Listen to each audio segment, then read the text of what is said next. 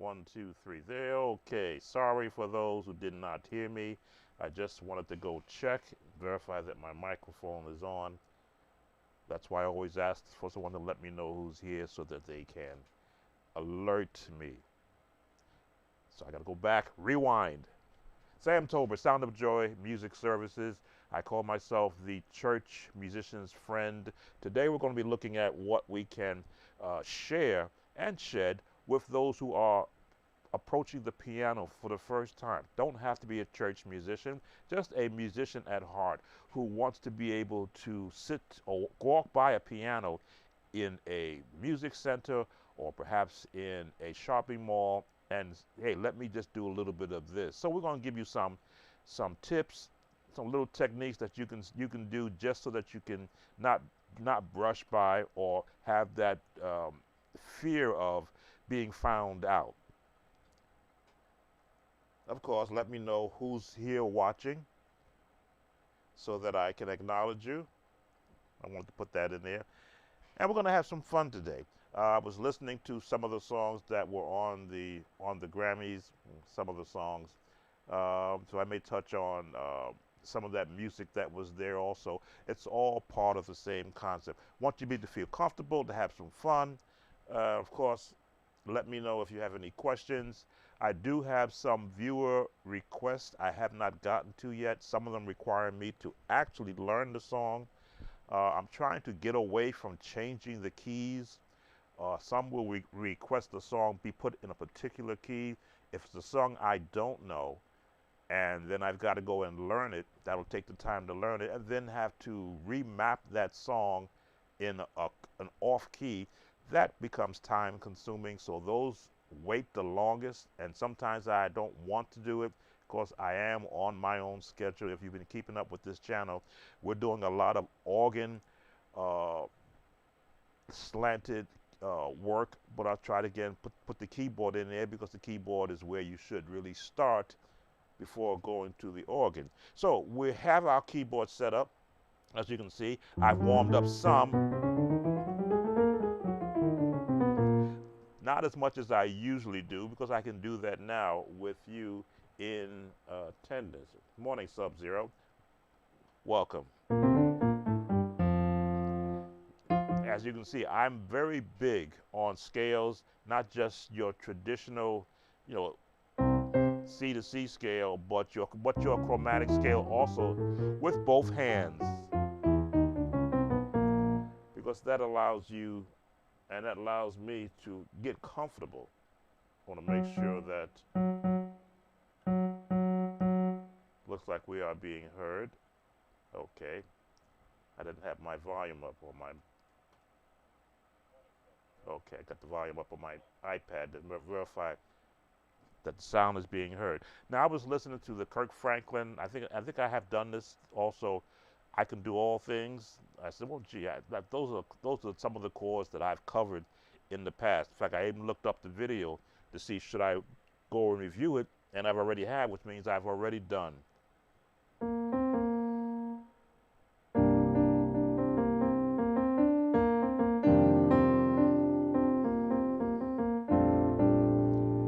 Trying to do the melody. It's just called.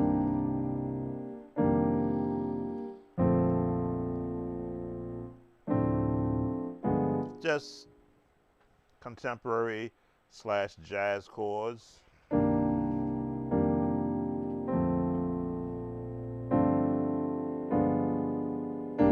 So when you're a musician and you're looking to see, well, gee, I don't want to play a lot. I just want to be able to play a little bit. Well, you're going to find that song that I often say, what is your favorite tune? What tune is in your head that you can do in the very basic keys?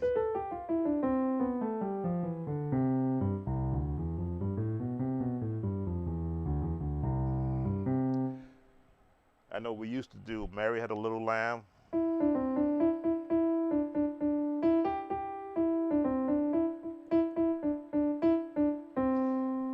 Every kid would want to go by the piano and show that they could find Mary Had a Little Lamb. Now the songs are different now.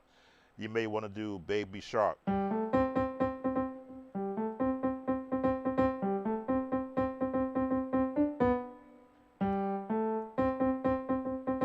That is one that you can walk over to a piano and start playing and immediately get the attention of everybody walking by, certainly every kid. Now, that's kind of low.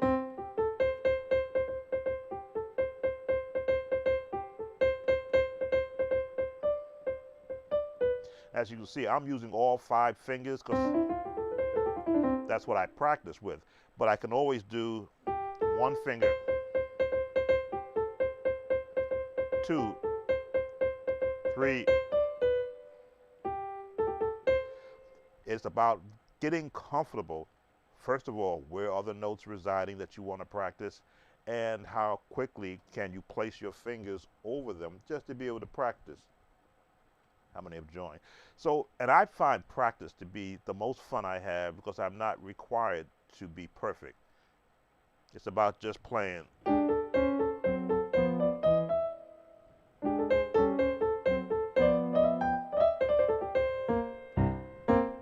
I can now be free to let my mind go into wherever I want to go and change key.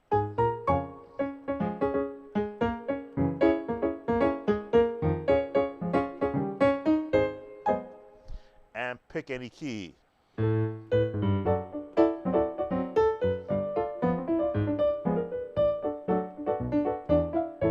And just go.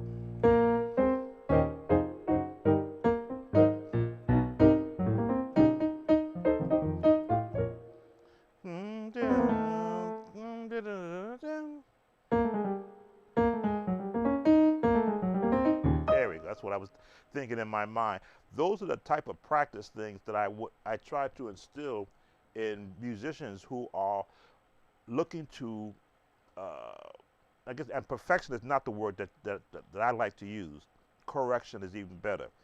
If when you learn to play the correct way, everything else will fall into place. So you want to hear notes in their range. There we go.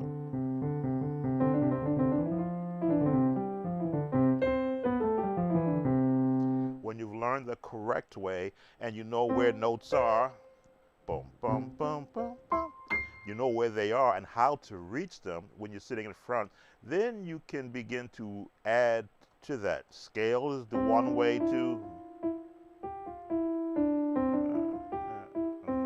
There we go. All about training your hands and training your ears and training your eyes to know where the notes reside. Who joined us? Then when you begin to work on every note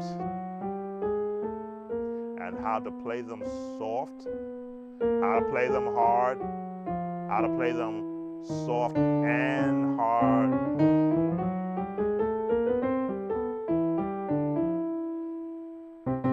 and how to maneuver and to actually manipulate notes, then you can find the very basic songs. I'm trying to think what would be a song that would be in the key of C for good practice for a beginner musician. Now, the octave playing is something that took me a while to get comfortable doing because I wanted to be able to have the flexibility to bounce around the notes. Then when I would hear a song, if it's in the key that I'm practicing in, I can hear where that melody is and then all the additional notes as long as they stay in this range, which is where you hear the Nashville number system. The 1, the 2, the 3, the 4, 5, 6, 7, and back to the 1.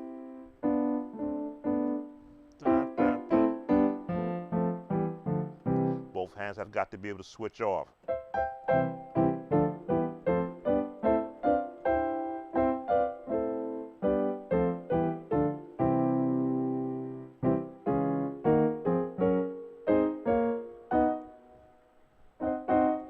There we go. Always doing both octaves because I've got to be able to be as fluent in one key as I am in the second key. So we're just armed with that. You can now do, and see, let me see if we can do that. We used to do this.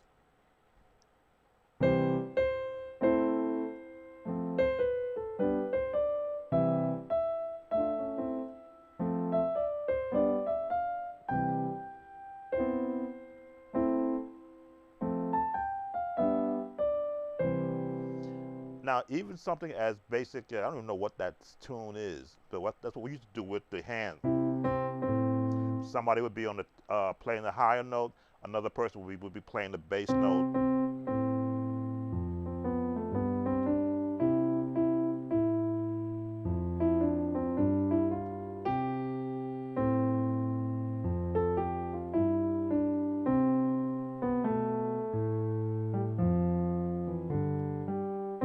Been a while since I've done that, but that's where the earlier music used to reside for of my era. Young children who were allowed to get to a piano in the church. Fortunately, my father was a church musician, so we had a piano and a spinet organ in the house at all times, and a Hammond B3 in my father's shop. So I had the advantage of having quality instruments. Nowadays, you can get a keyboard and have layered sounds and a lot and beats. So it was good to be able to now look at music in its purest context. And yes, you have a lot of those terminologies: major seven over diminished five. Let me see. It's missing. There should be something up there telling me what the chord name is, and I don't see it. Let me go and reactivate it in this software. Give me a second. Chord name. I knew there was too much space there on my page. I said something is missing.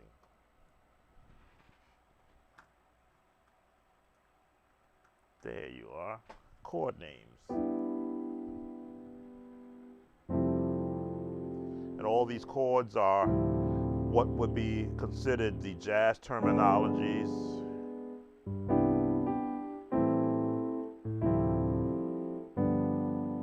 And when you add that melody in with those chords, it becomes a lot prettier. Now this is still music. This is still music. Because the ability to be able to hit a note and it sound pleasing to the ear, as long as you stay within the major scales. Welcome. Hey. Welcome, Chano. And I wish I knew the Japanese greeting for the morning, but welcome. I know the Christian Japanese culture, they love the sound of gospel music, and I believe a good friend, I'll call him a good friend because he knows my first name, I know his first name, Butch Haywood, does a lot of workshops over in Japan. I'm not sure where in Japan he is, but another tremendous musician in my era. I was in New York City as a musician. He was in Brooklyn, New York as a musician, and I would visit his church on Sunday nights. We would go there just to hear the actual broadcast, and he'd be on the organ, being Butch Haywood. So, and of course, I picked up some of his mannerisms of his chords, of that Brooklyn sound, in the key of B major when he would do his songs. So, and that's what the musicians of my day did not have, was a tape recorder. We had our ears, and we had to try to remember what we heard, so that when we got back home, we could sit down and try to pick up a piece of it. Certainly not all of it. Nowadays, musicians all crowd around musicians. They got their camera phones up and they're videotaping them. But welcome from Japan. So, but the practice concept is, how far do you want to go musically? Do you just want to be able to play?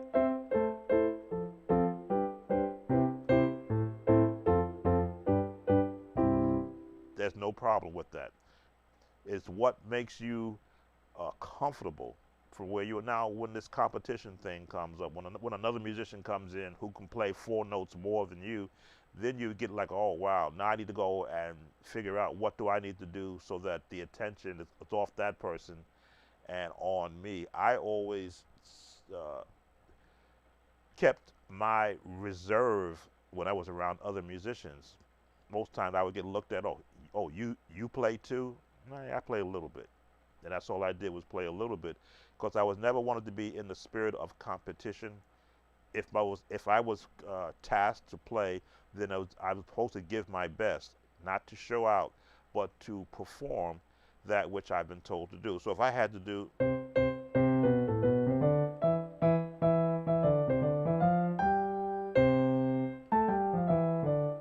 then I got out the way, that's what I was brought in to do. Now if they say, well, we want you to chord that. We want you to chord that.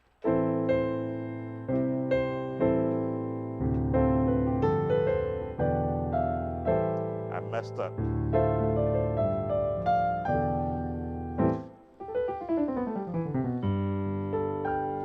Now I got to think about it.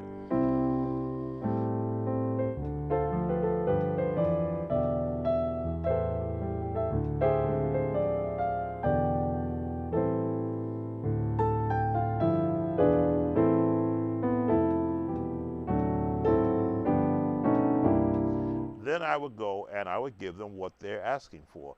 No more, no less. Then the eyes would be like, oh, you can play. No, I like to musically represent what I'm to do. So if it was a gospel song, then I had to sound gospel.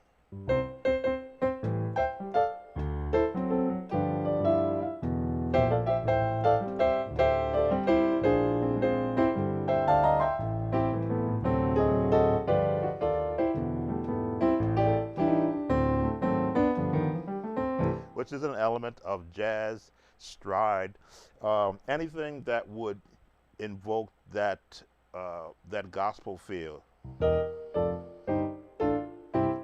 Those chords that were synonymous with the sound of gospel. Now we're in the United States. We're in the month of Black History Month, so there's a lot of music that wasn't clean. You would have those storefront churches where they would have those pianos. They weren't really in tune.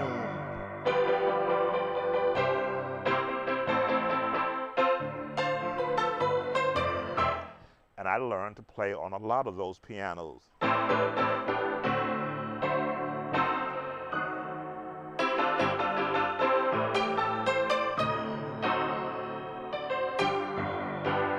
So I never frowned on it because my father was a piano tuner. Now, he would always go into churches that he knew he was going to play in and bring his tuning kit. I now have a tuning kit, which I don't carry anymore, but I used to carry it so that I could go into a church 2 hours early. If I had to play a piano that's out of tune, I'm going to tune it close enough to where I'm not playing notes that are offensive to my ear, because I love to hear a well-tuned piano. But I'll play on one that's not tuned,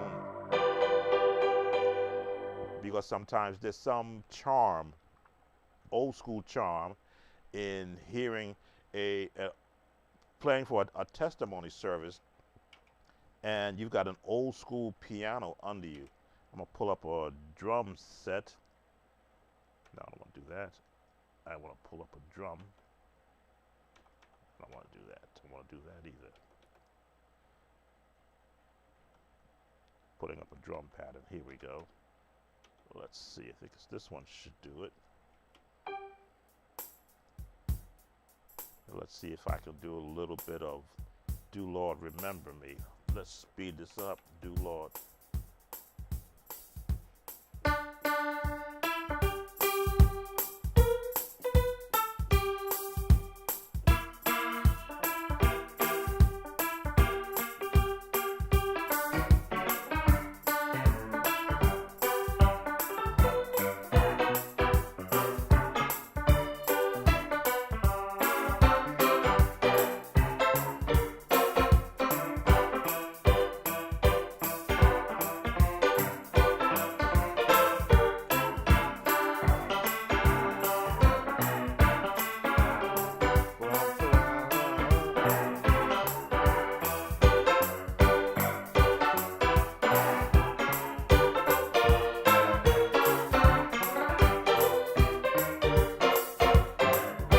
So that was my approach. Now for the younger musicians, I'm in the key of G and I'm doing the melody in the major scale.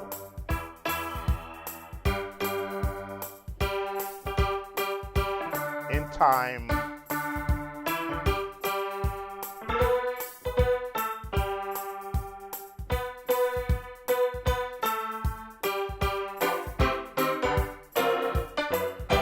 And you just fall in line.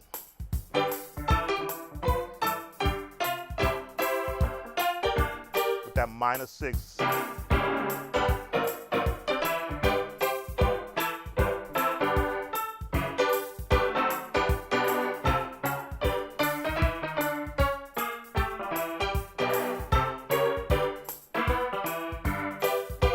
So that is the fun part of this music journey, where you can float around no matter what instrument that you find yourself with. Switching back to mine, because you can only take but so much of that actual detuned sound when your ears have been um, honed to be able to uh, decipher off notes in any particular range. Like sometimes I'll be listening to these contemporary songs and I'll be questioning, okay, what chord are they playing there? Where's the highest note? Where's the lowest note? Then I'll find all the notes in between. So if my ear has been detuned, hey Louis, how you doing? We're talking about beginners to intermediates, entry into playing gospel music, and anything gospel music. Um, More or less just an open talk shed session. I want to encourage young musicians. I do get newer musicians now coming to this channel, and I've got so much music that is geared towards intermediate to advanced. I leave out the beginner musicians because there's so many sites out there that are more tailored towards getting them comfortable with the basics of piano. I do have a whole series for beginner musicians on this channel to sort of get them up to speed, but it's good to always be able to include everybody. Can't just leave younger musicians off. I'm just monitoring to make sure that my audio is good. So when you're looking for a direction, when you're learning to improve yourself, I've always I struggled as a young musician with no direction until I got into a music class where they taught me to play the flute. I used to do show and tell. Is it still here? Let me see if I can dig it out. Because I wasn't always I won't call myself accomplished. I'm able to emulate what I hear. Now, good, it's still on the top. This is not the flute that I trained on, but this is a facsimile. This was I had the actual flutophone as a young musician. This was my entry into music. Yes, I did have a piano at home. I would hunt and peck on and just pluck on it, trying to figure out what I wanted to hear. But when I was introduced to this in public school, and they put sheet music in front of me, and they taught me how to play Hot Cross Buns and Mary Had a Little Lamb. Sometimes when I pick this up, I struggle with it, so let's see if I can still get the notes out of it. The scale started at, wow. Every time I pick this up, I got to remember to control my breathing so I can hear my nose.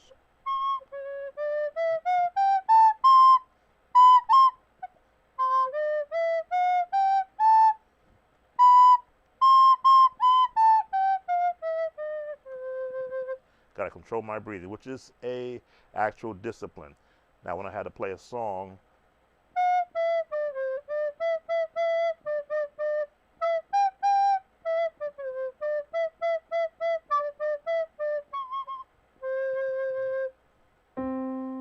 had to control my breathing. So, and they introduced me to sheet music, and all of a sudden, the world of music started to open up to me, where I can now learn the basic elements of music, and then from there I would go back to the piano, hearing those same notes, finding where those notes are. As you can see, that's middle C. And I've often said in my videos, I am centered on middle C as a tone in my body. Everything I work off of comes off of where is middle C, what's above it, what's below it, and then I build all my chords around that. I did pretty good.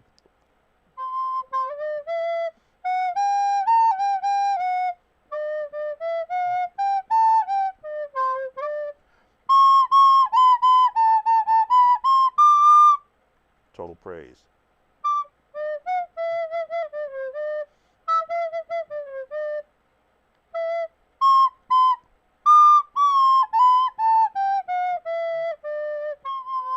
So I can do total praise in key of C. I don't get the higher notes because it doesn't have that range. But and again, it's like riding a bike. Once I get centered, disciplined, control my breathing, I can get those notes out of there. So now when I sit down to the piano,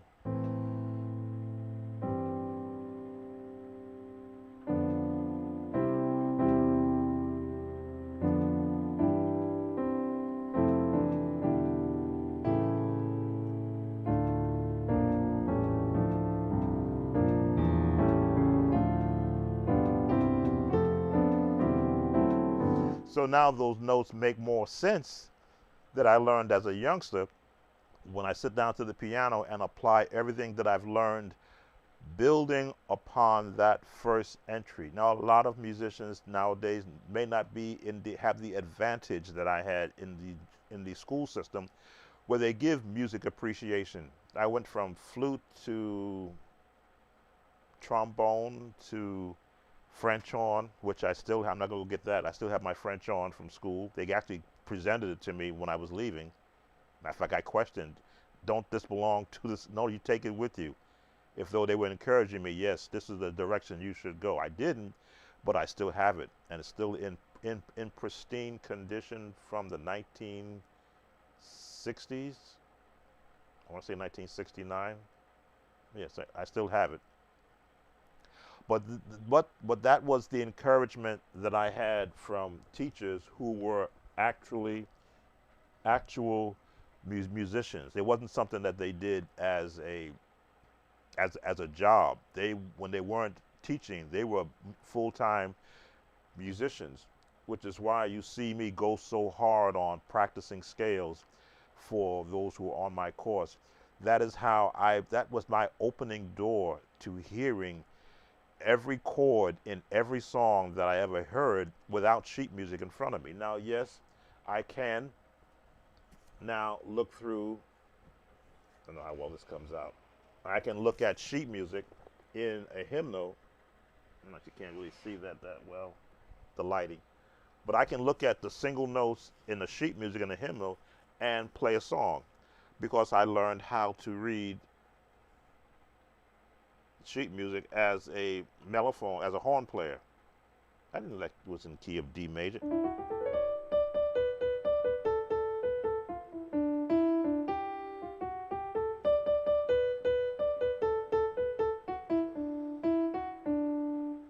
I think I did cover this too.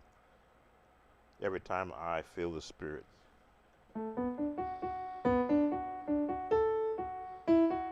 But one thing in music always leads to the next. How would you teach a beginner to learn to play by ear? I wouldn't teach a beginner to play by ear. Excuse me, I just knocked something down.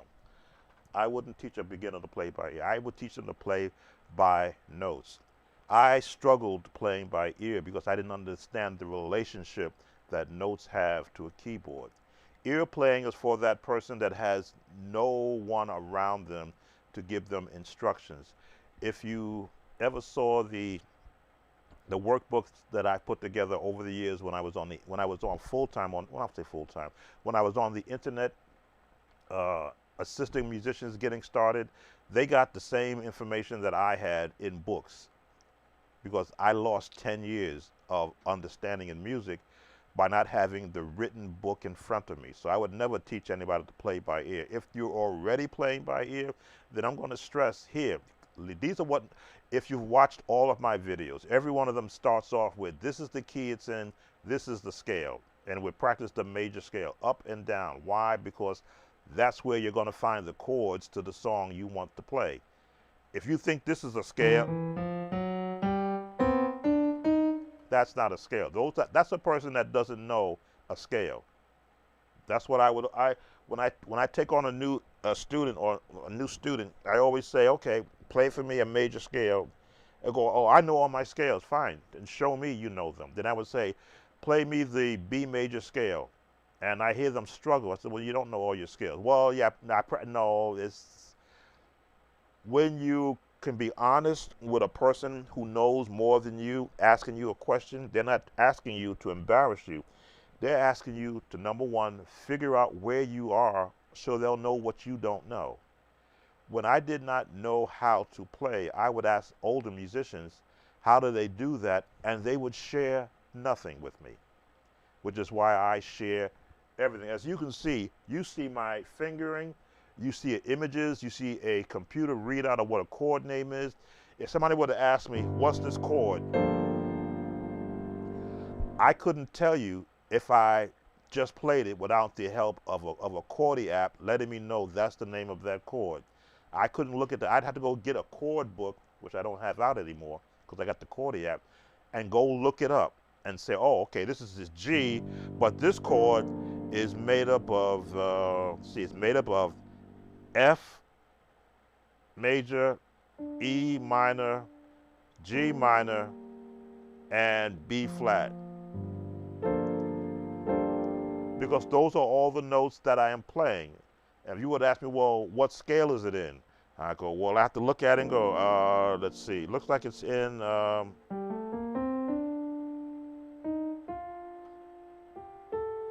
looks like it's in the B flat major scale, because those are all the notes in the scale that I could find it. That's what an ear player struggles with. Because if an ear player doesn't know that what a chord is, what a note is, what a progression is, what that's being formed out of, then they are just struggling with guessing. The more information you have, the more, what is it, my old late pastor used to say, the late bishop of my church, he would always have using his sermons, the more you know, the further you can go. The more you learn, the more you can earn. Those were his quips and his sayings. And as a youngster, I would hear him say that and go, ha ha ha, chuckle with everybody else. But it's true. The minute I began to get the book knowledge in my hands and practice what's in the book, all of a sudden, every song I've heard in my past began to open up to me. I could never do this.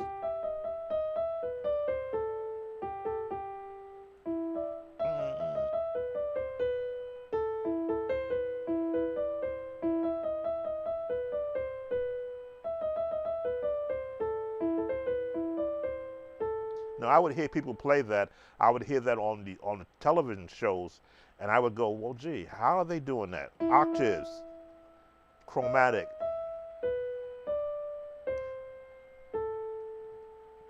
The book says, oh, they are in A minor.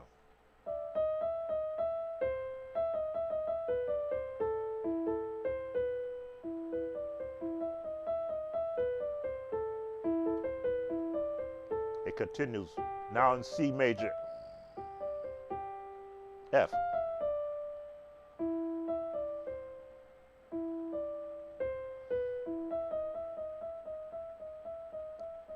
Now that's Piano 101, which I never went to. But being able to hear what's happening there, I can now look at that and go,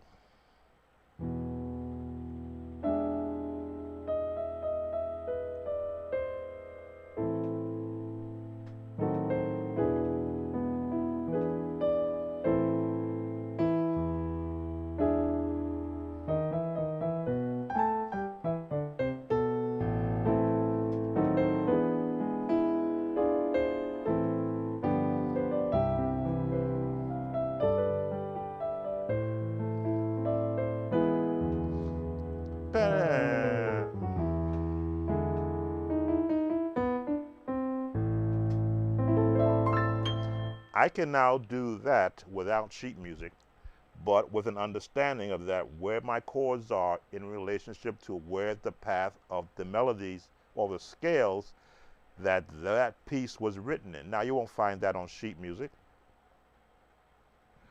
but it is a way for me to take the interpretation of a basic lesson that most um, primary one students learn, and I can now manipulate it by ear.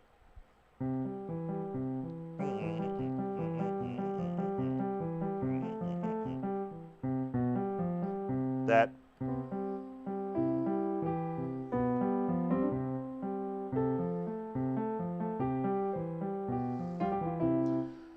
piano 101. I never learned it, but I can hear it in my head, and because I work with my hands doing scales all the time, I can figure it out.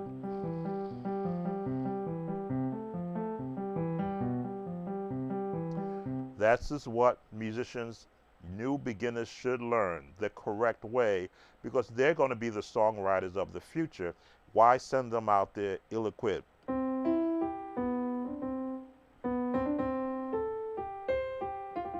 Put it all together.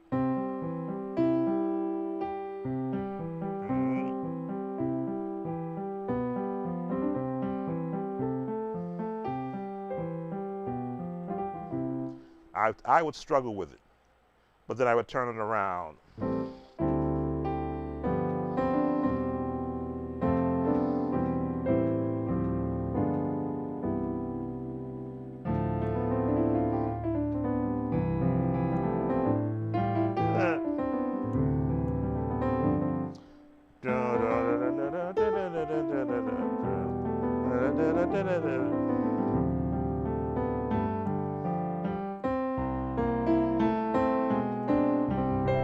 Even I got to look at it and see where the notes are, get my hands in the position to hit the notes that are not before me on sheet music. As I say, if you put piano sheet music in front of me, if it's not a hymn book, I'm going to struggle with it, because that is not the path that was open to me. So I did the best. As I say, I lost 10 years of practical instruction, not having an instructor, someone to rap me on the hands. That's not what you do. That's necessary at some times. But without that instructional person around me, I struggled trying to figure out where these notes were on the piano. I'd have to go to where's the lowest? Oh, okay, and where's the next one that sound like that? I struggled. And I admit, I struggled. I was the musician that they said, get off that piano, stop making that noise. That was me, because I had no point of reference to say middle C, C1, C2, C3, C4, C5. I didn't have that. D, E, F, G, A, B, C, B flat, A sharp, A flat, G sharp, G flat, F sharp, D sharp, E flat, C sharp, D flat. I didn't have all that. So somebody said, well, can you find me A sharp? I go, wait a minute. Well, where's A? When you don't have that knowledge, you will struggle, as I did. But once I got a hold up here of a piano book, even though I was learning chords and trying to figure out how other musicians sounded as good as they did, when I got the book in front of me, I says, oh, wait a minute. So this is oh, I know that chord. This guy uses that chord.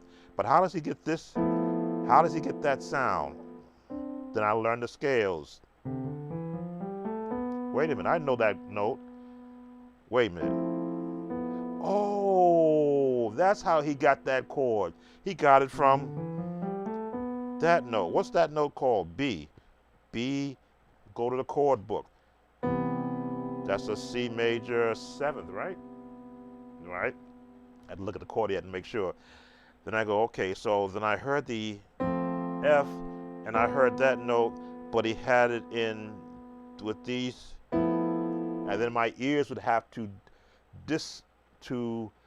remove the notes I didn't hear and play the notes I did hear. Every time I relived how I struggled, which is why I made a vow, not just to myself, but to the Spirit of God, that if any musician, if I ever got to the point where I can play anything, and any musician were to ask me, "Hey, Peter, how you doing? From Italy, thank you for stopping in." If they were ever to ask me how do I play that, I would never tell them no, because I knew how it felt when a learned musician would stop playing when I would ask questions, so I could not see what they were doing. They would basically say, "Well, just keep working at it, you'll get it." And I would just walk away, and I'd be, this is at 12, 13 years old. I wasn't 8 or 9, I was 12 or 13. In school, learning how to play the French horn and the mellophone in a jazz band, hearing all these notes in school, but didn't know how to go to a piano and find it. One teacher did show me the major scale and one chord, and then said, "That's all I'm going to show you because you're not here to learn piano." He showed me this.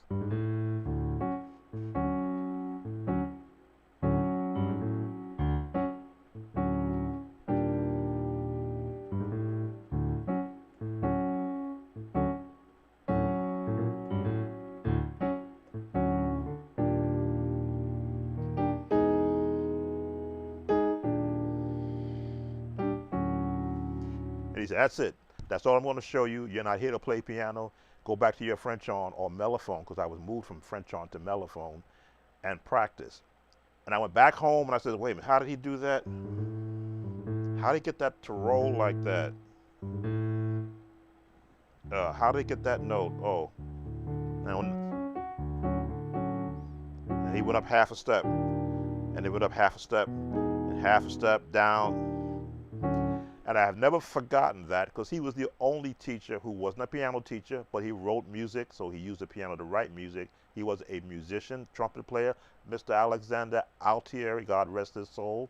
I know he's got to be getting rewarded for helping me, but showed me enough that I could go back now with some information that the church musicians refuse. And I use the word, what was it, R-E-F-U-S-E, refused to show me. Hey, Cedric, how you doing? North Carolina.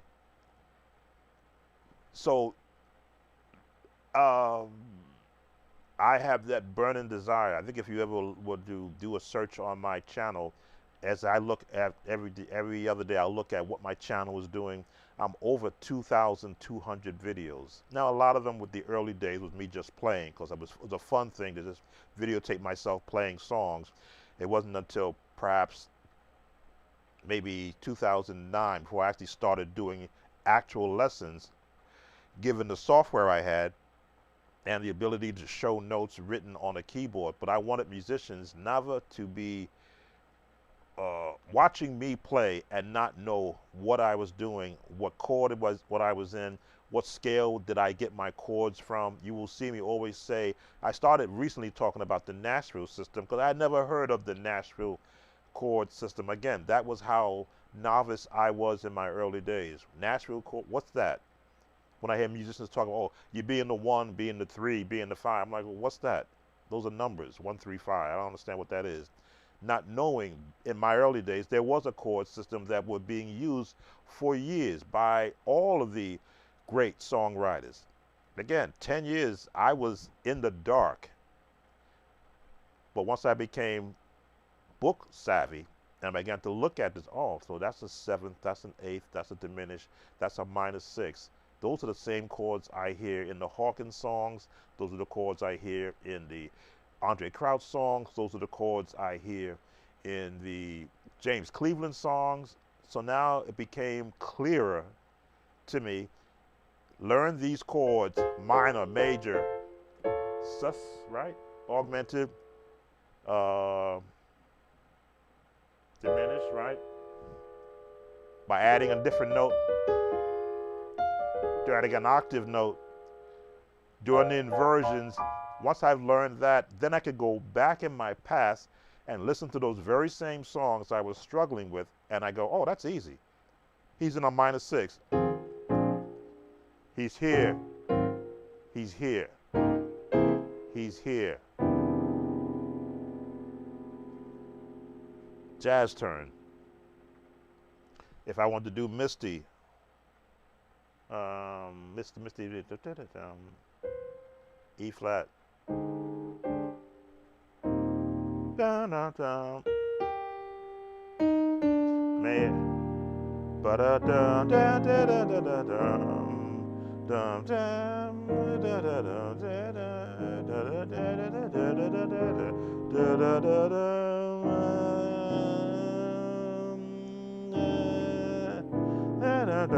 Now those songs I would hear on the television, on the radio, I go, oh, wait a minute. That's where they're getting those chords from. So if I want to change the key, I could change the key without sheet music.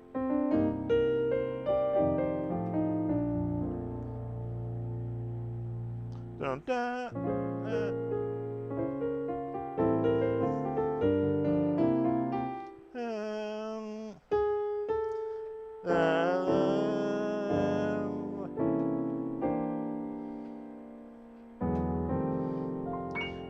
Now I didn't need the sheet music. Now I could use my ears based upon the knowledge of where chords are, where they reside, how they're built, and just play.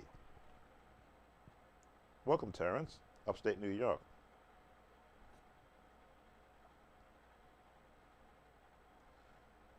I worked up in that area. I was up in Manessa, New York, Rochester, Syracuse, Canada, Newega.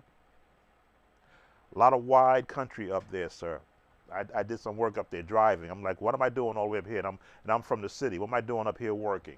Not anymore. I'm retired now. So, but appreciate you up there. I know you guys you guys have winter up there, sometimes from October all the way to June.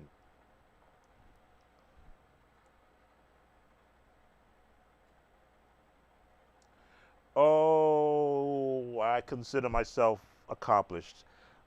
There are people who have dedicated their life to not only teaching, but to mastering their craft. I was a father, a husband, an IBM technician before I could be anything musically. I had to take care of the responsibilities of life, and then music found its place as a church musician. But I made sure that the same vigor I gave doing those other tasks of life, I applied it to the piano. So when I share with other people, I try to let that passion for making good music. Sound of Joy is the um, designated name for my company. And I use the scripture where it's Psalms 101, where it starts off, make a joyful noise, the sound of joy. That's all I ever wanted to be able to do, was whenever I sat down, and not just for me, because I can play for me for hours, and when I play it one way, I'll change it the next time around, just so because I want to hear it done differently. Do I get bored with my playing? No, but I do get challenged. I challenge myself. If I could do it in one key, I should be able to do it in another key, and then another key, and then change the chords in this key. But I just want to be able to, as it was imputed to me from teachers who were musicians, the joys of being able to make a sound that resonates not only in you, but in the person who's actually listening. It doesn't always have to be, and again, I was never one who got on the rap bandwagon. When I first heard rap, as was emanating from my area, I go, that's noise. Where's the music at? Where's the sound that I grew up with? I have to recognize that changing times, changing generations, but we shouldn't let that sound die. The sound of jazz will always be prominent in the annals of history, of the histories. That sound, the classical music, though it may not have the huge audiences it had back in my early days, it still has a place in music. And I still love the way that the classical musicians can float over a keyboard.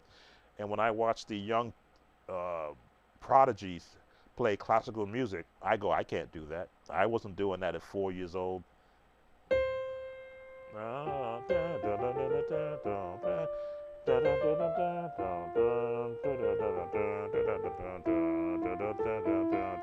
I'm going from memory, maybe the wrong key.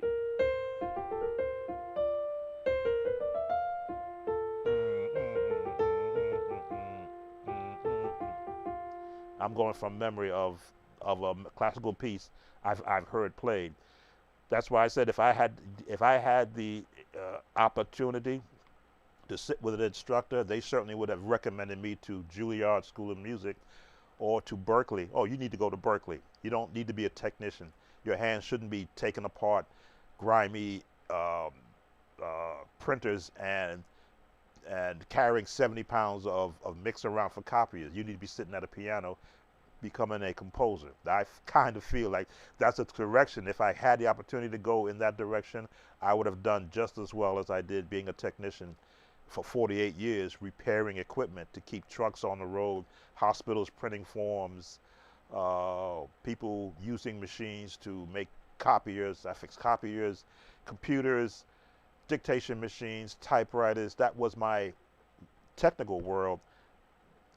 And when I got away from that and got into a place I could get back and practice, I had to use those same hands that were used to work on intricate equipment to repair it, to sit down to a keyboard and try to remember, because again, I can't read sheet music. I'm that ear player. Lou, you were talking about that person that didn't have the ability to look at sheet music. Yes, I can look at a hymnal and see what song, but a hymn book writing numbers, the hymn book can only take you but so far on the paper. Is when I got off the paper, where I look at a song like, see what's hymn that could I pull out of there that's traditional. What a Friend We Have in Jesus, key of F. Now I gotta find it. Da, da, da, da.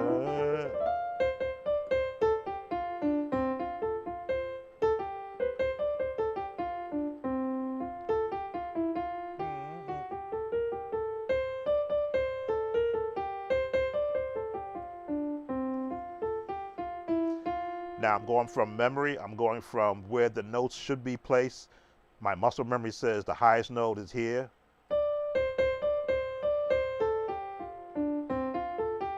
Those are where the notes are. Now I go find the chords.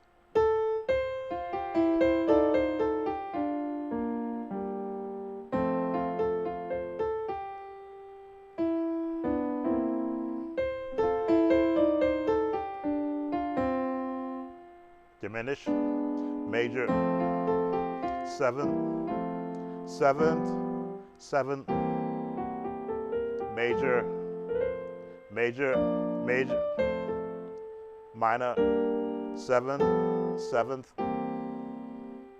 major, seven, major, diminished chord, major, seven, major. I'm calling that out to let you know that's how I had to now begin to think. The name of the chord lets me know what it sounds like. Now, if I want to go and do it in a different style, jazz.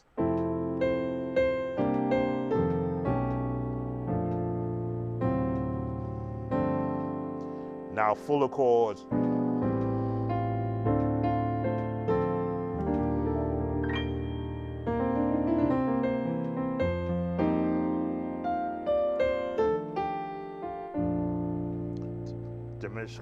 Diminished chord, walk it down, 6, minor, 6, 7, G7,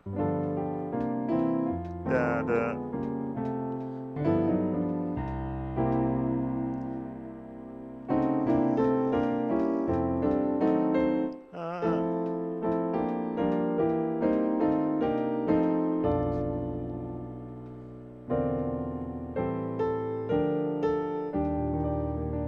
All that's going on in my head from practicing where those chords found in relationship to where my melody is, will it fit? I have to hear it first before I play it. Bum, bum, big band sound.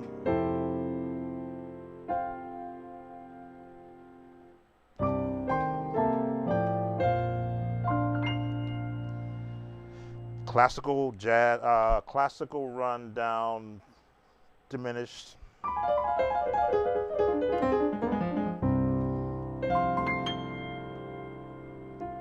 turn.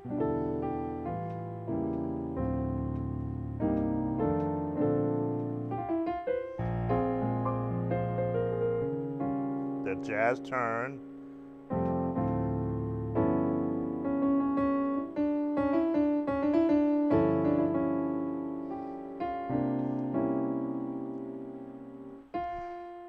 D flat, E,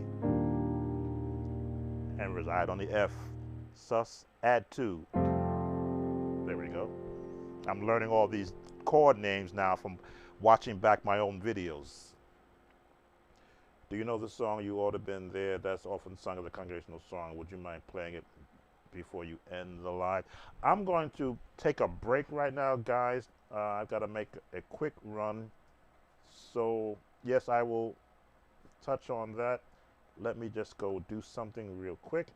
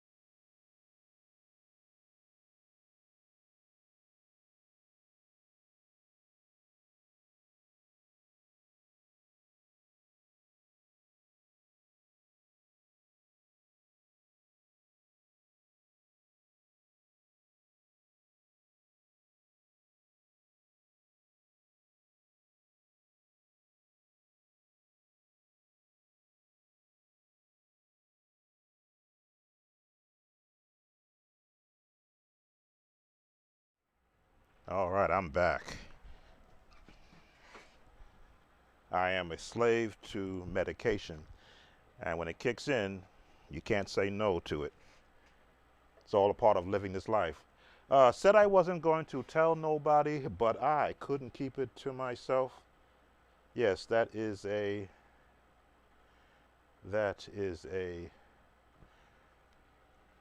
congregational standard in the Pentecostal church. F.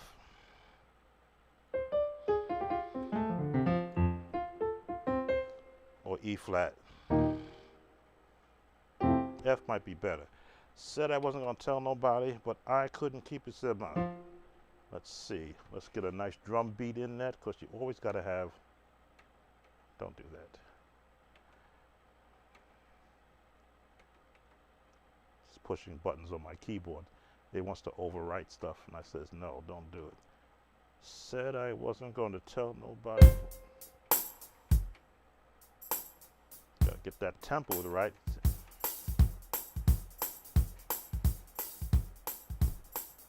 Said I wasn't gonna tell nobody, but couldn't keep it to myself. Couldn't keep it.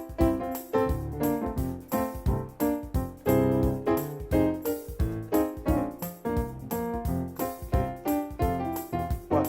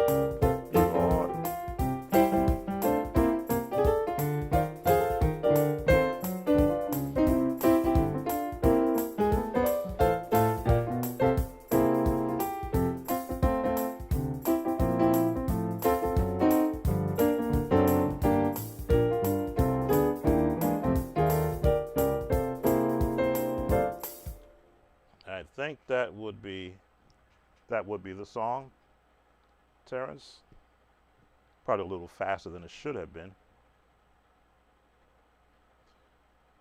Would love to hear an MP3 of you playing the Gospel Hymn Rangers to play horn off of. Yeah, the gospel arrangements. Go into my YouTube channel because the earlier videos that I've done, audio might not be that great, but the earlier, oh, thank you, Louis. The earlier videos I have done, I made them hymn book or church ready. In other words, if a church did not have a musician, I think I put all the verses with them. Do I still have? In my earlier days, when I was getting into, I always wanted to have my own record company. So of course I got the books that talked about how would you form one, and then I began to create instrumental CDs. Well, I'm trying to think, where are they? Let me see if I can find my. Be right back.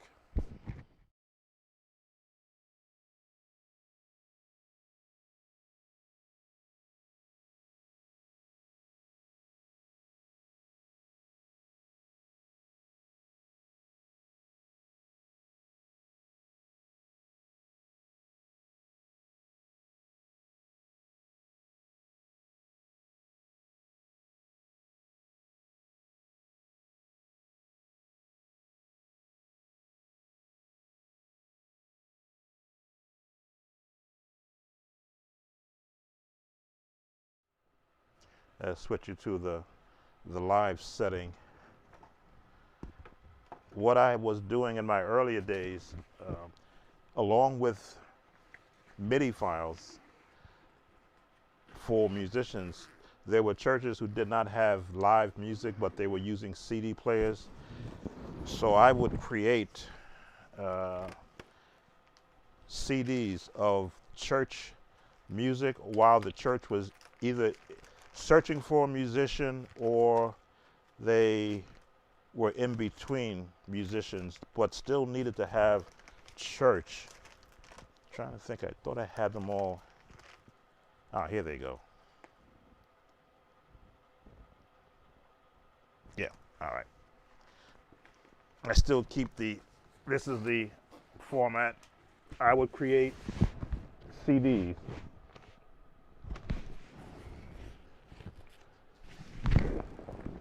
Let's see if I can take this one out. This one was Sunday Morning on the Organ. That's my home church that I started at. As you can see, these are the songs that they would get, and it would sound exactly like a Sunday morning service. So if a church didn't have a musician, because back in those days there was there just weren't enough musicians around. Again, this is the early days. Psalms and Spiritual Songs was another one I did. I didn't have a label maker when this one came out, but there was all the songs you would hear around Easter and Palm Sunday, exactly from the hymnal, because that's all I would do was hymnal music. I wouldn't do anybody else's popular song.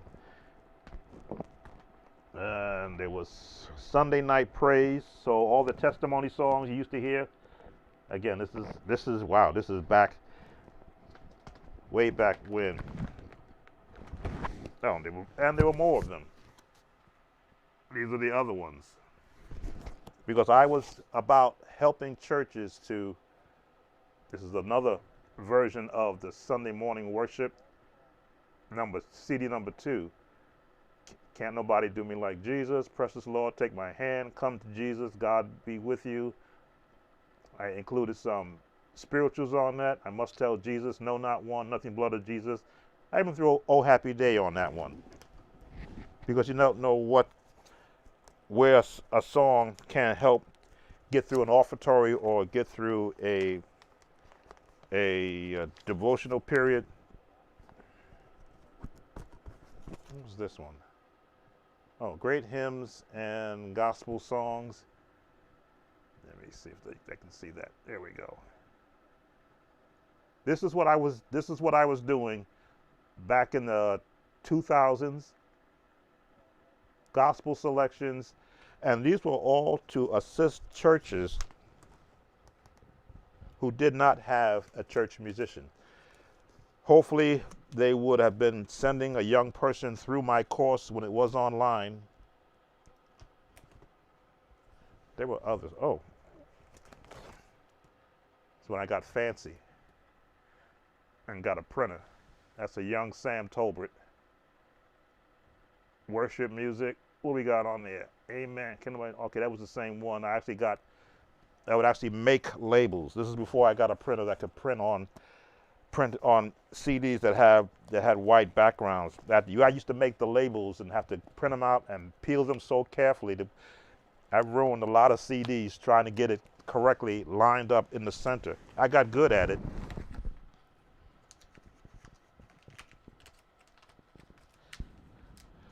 The MIDI files, if you go to God's Gospel on the internet, he still has a site, God's Gospel. They have all of my MIDIs on the internet there. And I think as I had, let me put this down. We're just talking now, I can always play. I am going to get back into MIDI making, but for those who are part of my Patreon page, because I want to be able to not only share videos, but MIDI files that they can actually learn the actual process of separating the different sounds found on a MIDI file. That was one of the things I was doing in the 2000s. Wow, to say the 2000s like it was yesterday. 2003, 2004, I was creating MIDI files for lessons where a musician can learn the bass, learn the right piano, learn the organ, and be able to silence one instrument and just practice the piano, then silence the piano and practice the organ. Again, giving information that was not made available to me. That was my major thrust as for being here on the internet, was to share with everyone so that no one, no matter where they were, if they had internet access, they had access to me, as you have right now. I know there are a lot of musicians who are also doing what I do here on YouTube, because I see them when they pop up on my feed. I go, there's another one. What's that? That's that Drake line, and another one, and another one. And I often comment to myself, they weren't there in the early days of AOL dial-up, when there was no high-speed cable. There were no camera. I think I was one of the originators of putting an overhead camera over their keyboard and showing how to form chords and talking to it. So when I watch the newer guys come online with their presentation, I go, okay, I was there before you guys was, well, you know how that going, that the saying goes. You learn from the guys who came after me. I'll put it like that. I think it was back in the AOL dial-up days. It was myself and there was another guy who had a internet site teaching music. Again, it's so long ago. But there's maybe two or three of us on the internet teaching music, and then all the plethora of other creators came after we were there, as they say, laying the groundwork as to what it could sound like, what it could look like. Of course, some of us had to take care of a family and go to work, so we could only work on this part of our presentation after we got done with taking care of everything else. The latter day guys, full time, they went into it, so they put out a much better product, and I appreciated that, because I said, good, there's someone out there who also has a concern for getting musicians in a church setting prepared, so that they're not embarrassed by being asked twice. And you just say asked twice. What is it? They used to say, you don't want to make somebody glad twice. Glad they asked you to come do something, then glad that they asked you to stop doing it. I always wanted a musician when they sat down to their instrument, wherever they were as comfortable as they were putting on their own clothing, knowing that this fits, this is right, it's tucked, it's clean. In other words, they can sit down. If someone starts a song in a key, like I did that song in the key of F, I could have gone to E flat, A, G flat, B flat, C, A, D, E with that same song and given it the same fervor of playing it, because that's how I practice, not just one key, but in all the keys, so that I'm comfortable. The early day musicians were sort of given a pass because when this new gospel presentation came, now I'll call it that because back in my early days it was hymns, anthems, and spirituals. Very little gospel.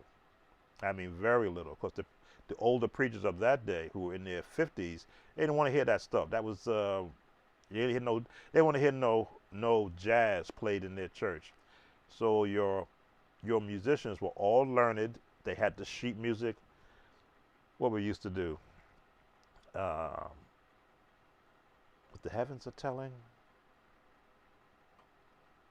Again, when I got my opportunity to serve at 17 years old, they were playing the sheet music, and I didn't read sheet music, but I heard very well.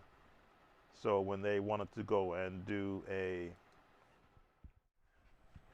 one of those, what they call long hair numbers, I'm here in my head, the heavens are telling. Was it in C?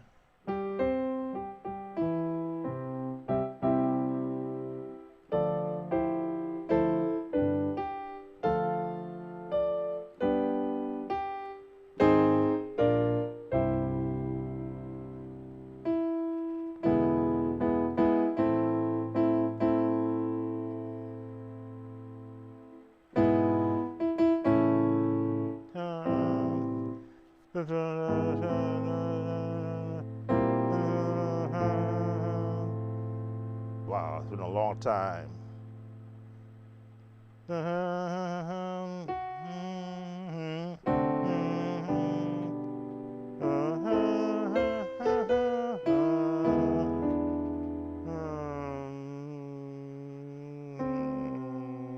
Wow.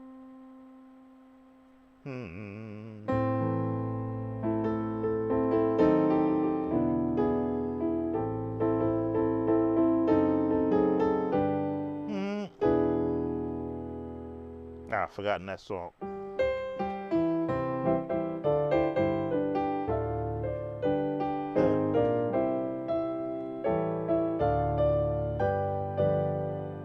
So when they would play the anthems, I would listen to where they were placing their chords. I would purchase either MIDI or MP3 to an email, not exactly what I'm looking for. Let me put my email address in the chat, and we can have conversation.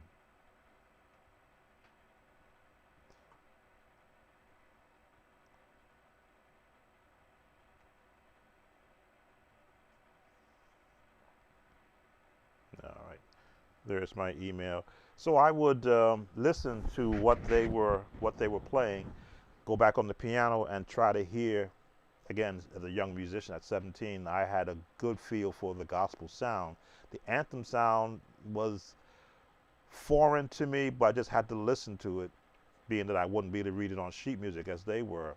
And they would sing it all the time, and I would hear that they was major, minor, so it was classical music. What's that other song we learned on Palm Sunday? The Palms.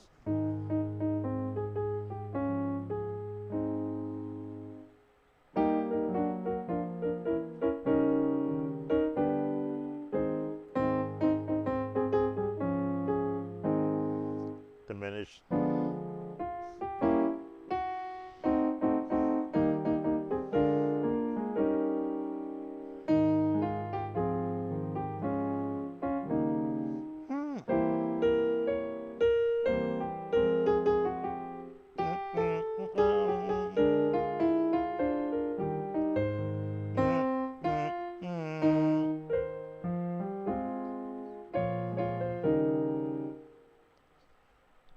F.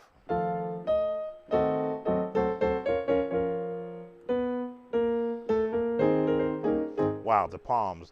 Even when I don't think about it, I have to really, once I get back into a song, I can find my way through it. E flat, 7,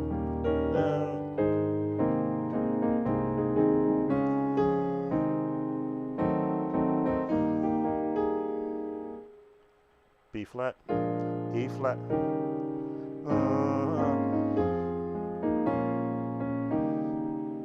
Hmm.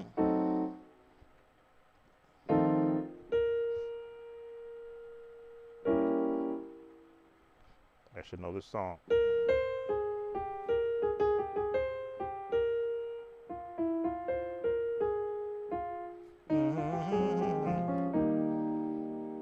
C.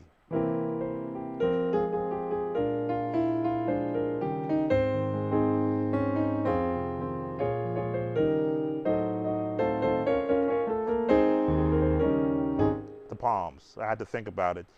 Once I remembered the path, again, classical chords, then it became old hat. Then I could add jazz chords.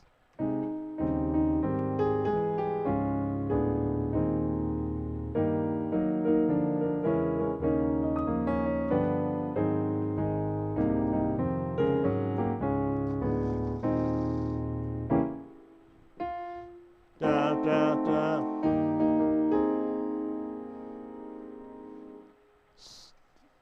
B flat, E flat.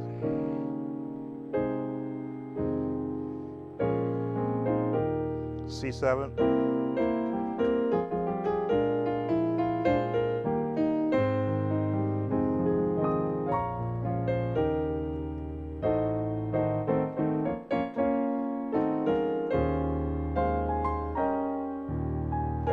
So jazz gave me a way to, the jazz background that I had as an instrumentalist and that I would practice when I went home, gave me an opportunity to add a little color to the traditional sounds of songs, which is why you hear me talk about when you're playing a hymn, those musicians who are intimidated by a hymn, you shouldn't be. It's just music.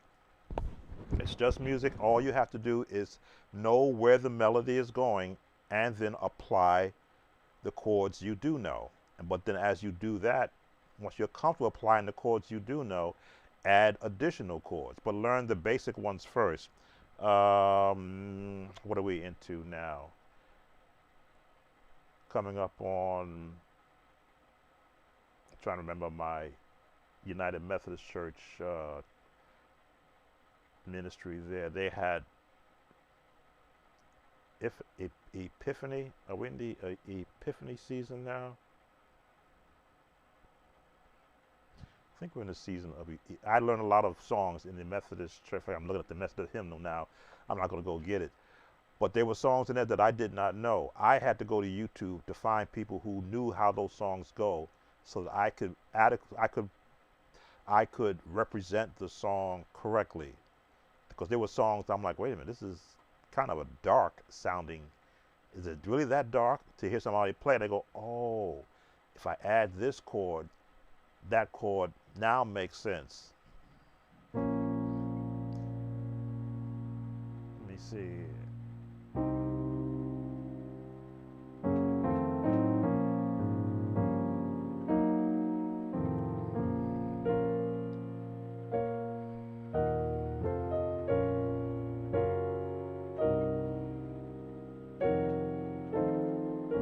One of those dark songs. But again, I looked at it as music. Learn, go, if you don't know it, go find someone who does know it. Learn from what they're doing. Follow along in the sheet music. Find those chords that are foreign to you. Learn how the correct way it should go before you start to change it. See, especially spirituals. Spirituals I learned better when I got to the Methodist church because they sung them all.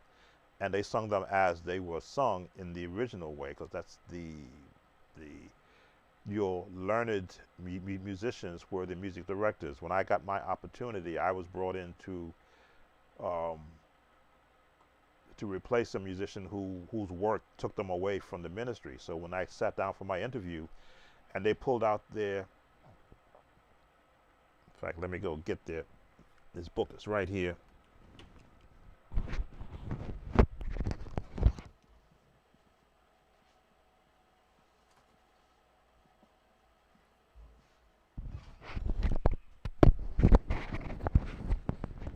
As you can see, I don't mind sharing my history because it says Black History Month.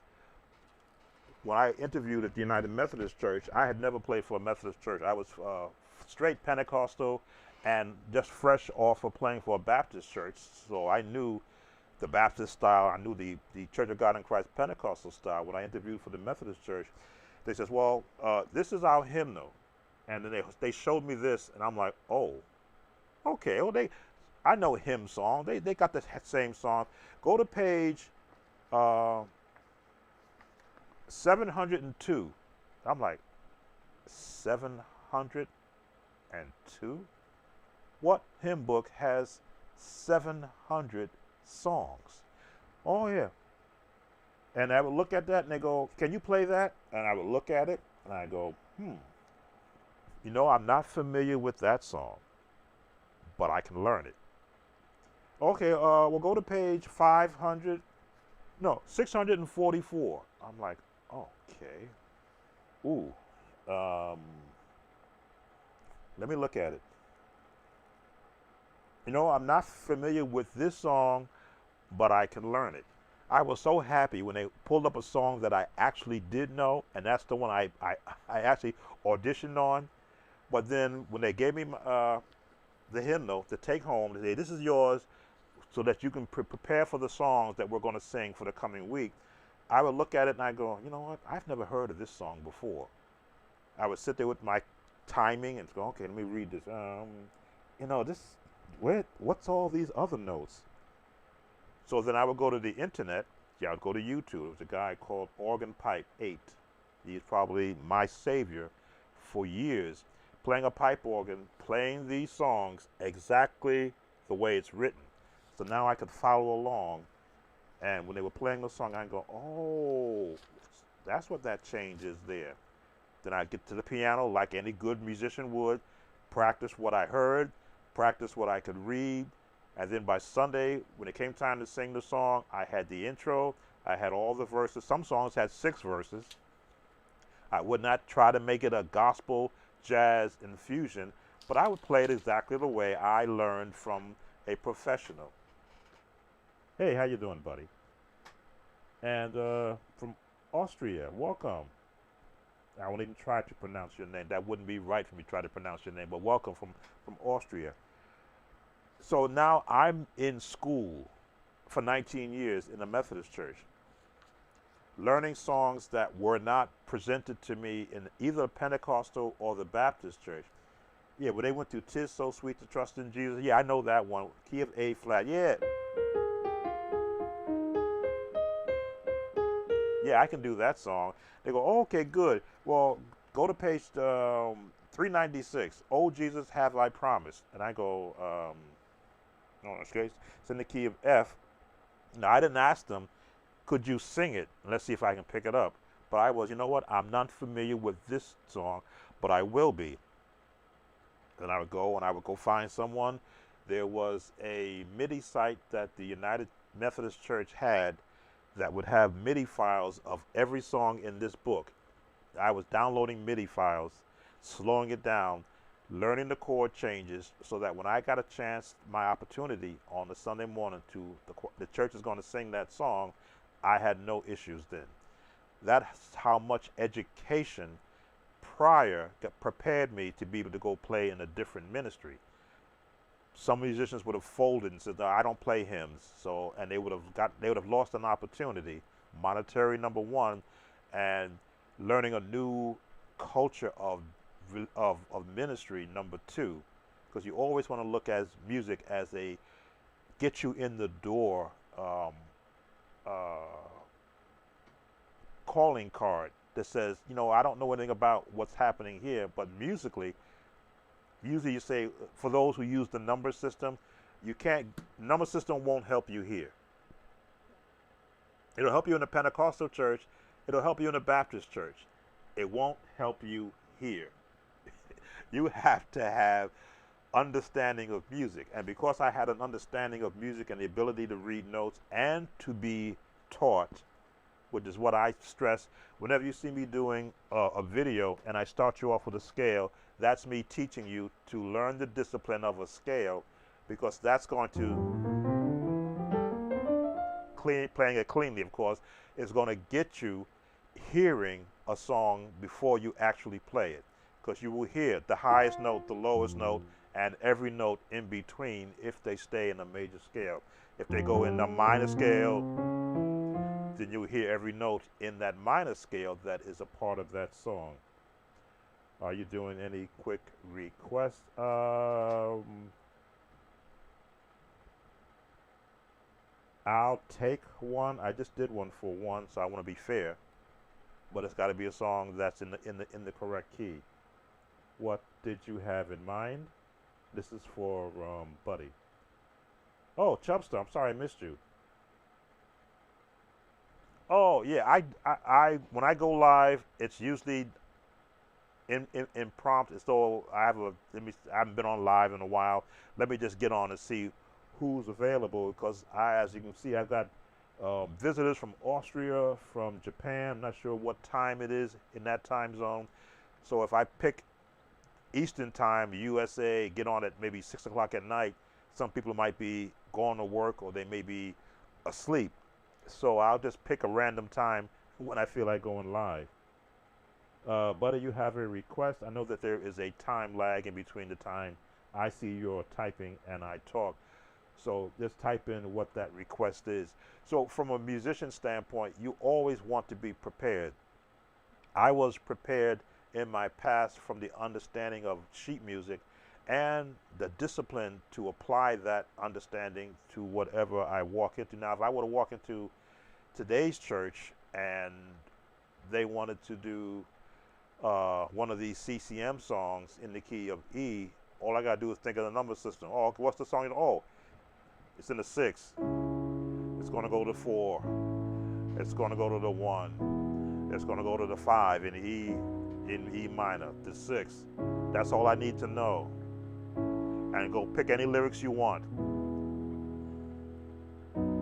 Go ahead and sing.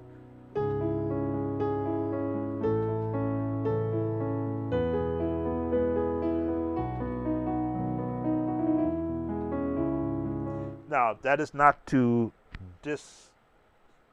what's the word? They say the term dis. They use the type word. I'm not trying to throw away or to disavow the number system. Millions of songs have been written in that system that have made a lot of people money. So I can't say that, oh, it's just that that wasn't my era of music. My era had the mixture of big band, spirituals, gospel as one genre of music. So if we didn't hear 20 notes before we played a chord, we thought the song was not up to par. Today, it's been simplified so that anybody can be able to play the song from as grassroots as you can. It was generally the number system really supported. I'm going to change my sound. Supported guitar players, because guitar players didn't have 88 keys underneath them. Let's bring up my guitar patch, because I did at one time get introduced to a guitar and I didn't like it because it hurt with the finger, but I know how to tune them.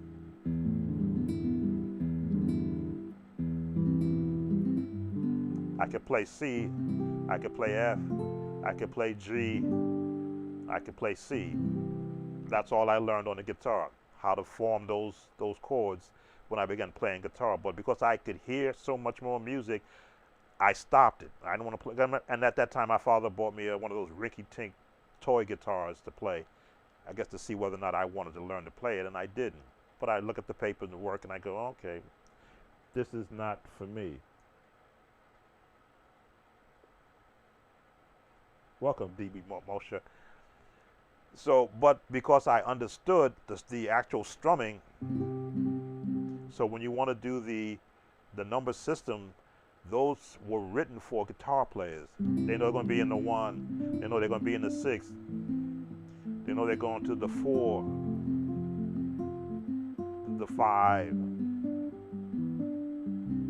So when you begin to hear the change over in the quote unquote the gospel sound in your church, it is a mirror effect of what another genre has made their life off of.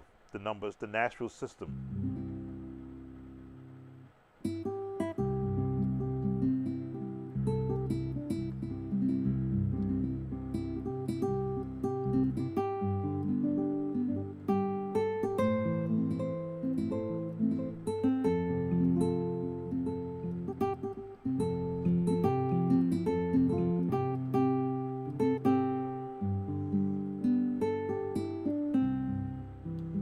If I had a hammer. So that's a genre that has been using that format for decades. It's nothing new. I think a lot of people are trying to recognize something that has been around long before them, long before me. So when I do my music, I go, well, gee, you know, I'm not from that era, but I'm not going to diss it. Because at one time, people wanted to hear.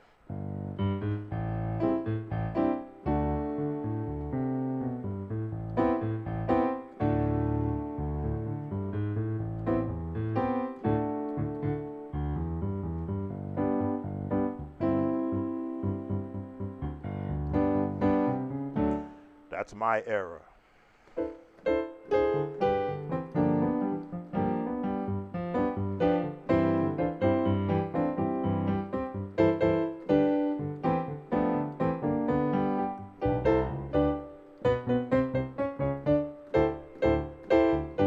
That's my era. That's when I came in the 70s, when that wasn't allowed in churches because it didn't sound like the hymn book version of "Oh Happy Day, oh happy day, when Jesus washed." I'm singing my sins away. That's an Irish drinking song. But that's what the hymn version was of "Oh Happy Day." So when they hear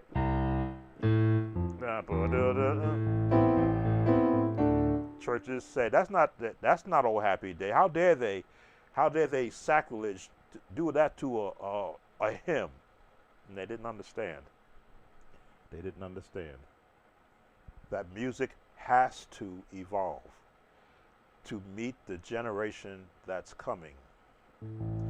Now you can't go to any European country and not play "Oh Happy Day."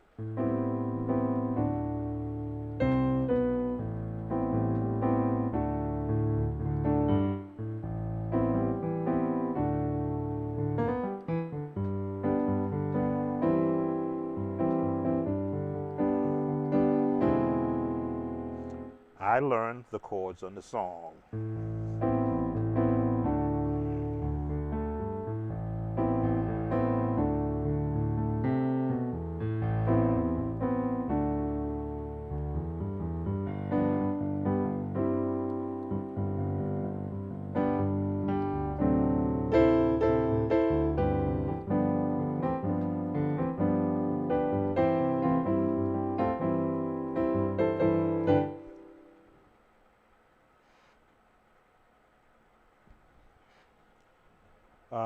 But you haven't put your request in. Oh, doxology hymn. I would like to say A flat only. I want to have a better understanding of that key. Doxology. Praise God from whom all blessings flow. I'm assuming that is the one you mean.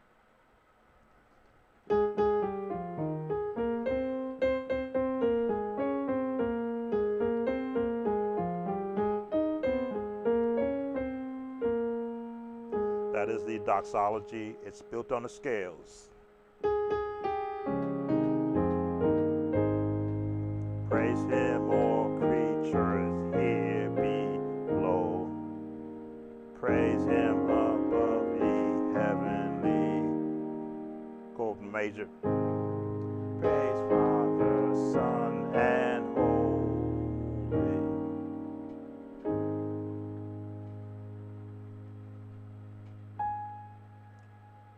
And it's just follow the scales.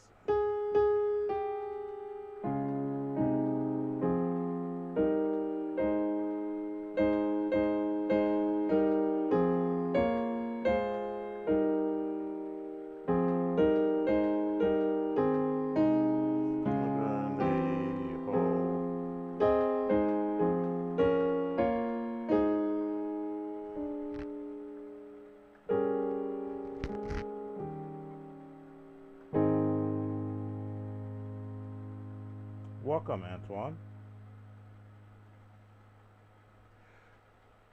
Once you accept that all songs are built off of a scale first, that would be the melody. That is the line that gives you an etching of what the song represents. Chords fill in the colors. Praise God from whom all blessing. The lowest note, the highest note, and all the notes in between. Praise him all.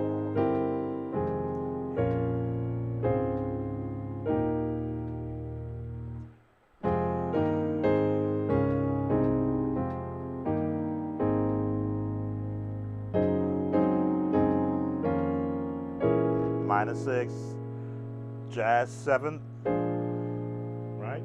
Or B flat 9. There's a 7th in there somewhere. Minor 7th. There's your 7. Ah. The minor 6. Ah. There it is.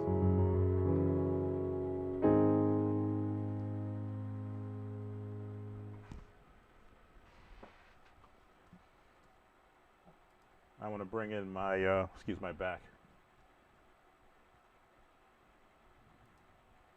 Because musicians always need inspiration. And what's more inspiring than having voices?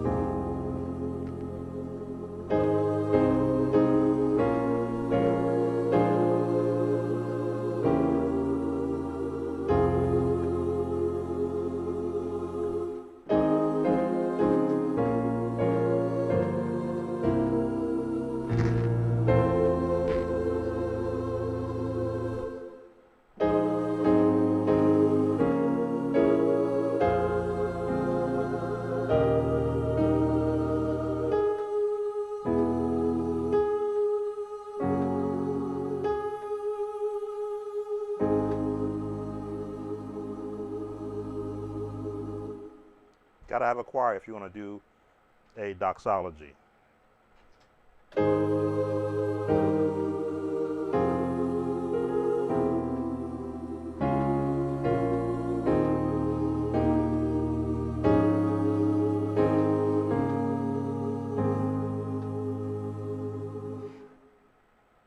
I've been in love with this sound patch from Sample Tank ever since I first opened it, and I've had it for years, never opened it up.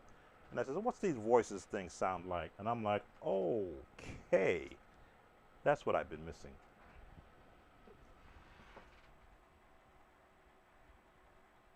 So the, what is it, the whining song, a song?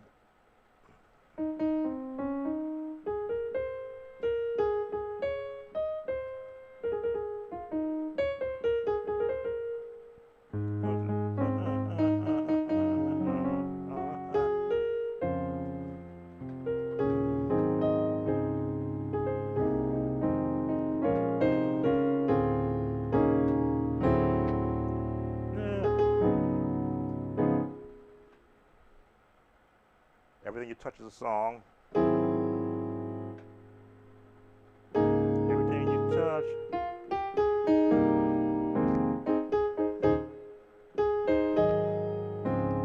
And play that song. Gone away. Everything you touch. Those are the songs that are not being played anymore.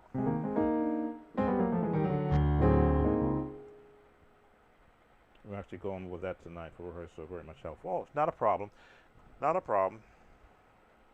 It's nice that they're bringing back some of the traditional music that helped to identify, to the mind anyway, that you're in an actual church setting. I think there's so much of the production now with the lights and the smoke. I can't be a part of it because it would offend me. I would find it very offensive to sit into a church that the lights are turned off and there's lights, strobe lights going around, and there's got smoke coming in. Everybody's dressed in purple and black, jumping all over the place. That's not something that I would recognize, and I guess because I'm getting old, that's where I am. I'm still in this era where you learn to perfect that which you know. You may not be perfect, but it's perfect for you, and then you go work on it in another key. I used to be able to do this. Used to be able to do this without thinking about it. But I missed your note, miss. Slow it down. You're missing a note.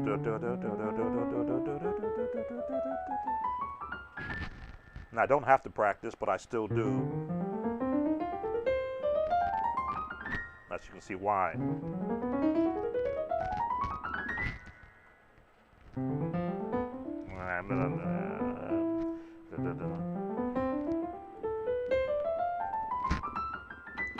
Wow. I need to practice more. Get back into, I can still do my chromatic scales. And the left hand picks it up and finishes it all the way down. Let me see. Someone just joined us. Oh, Antoine. What key is Jesus keep me near the cross written in? Jesus keep me near the cross. I'm going to say F. Let me look in the African American Heritage Hymnal.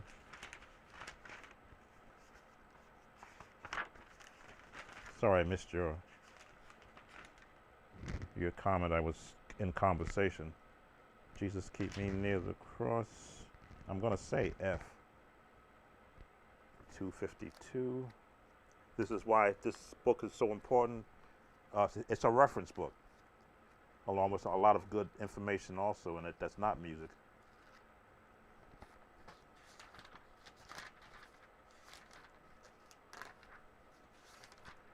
Yes, key of F.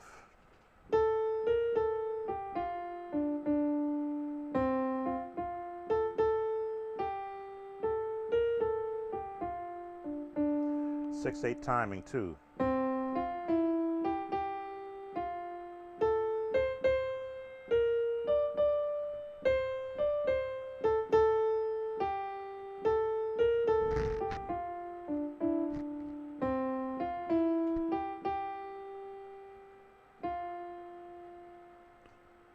Fanny Crosby, the writer.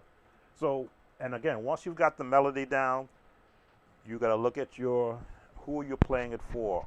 Pentecostal, Baptist, Methodist. Because that determines on the style they're going to use.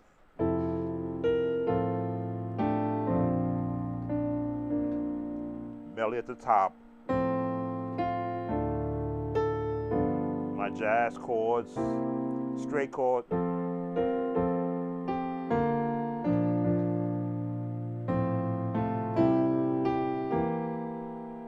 Jazz.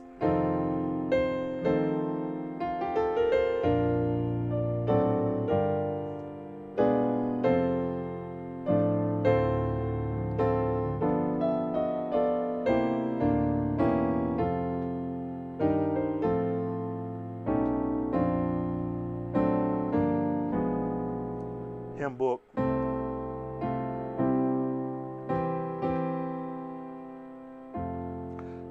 must have the ability to switch between the styles. What is the written style? What is the style of the ministry you happen to find yourself in? Do they like the jazz chords?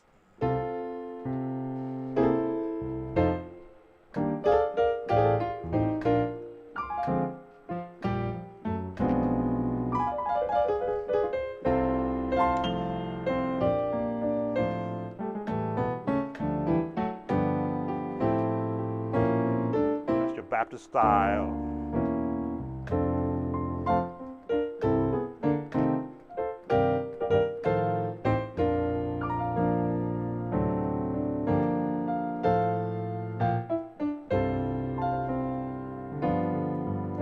You got to have that style on all those chords.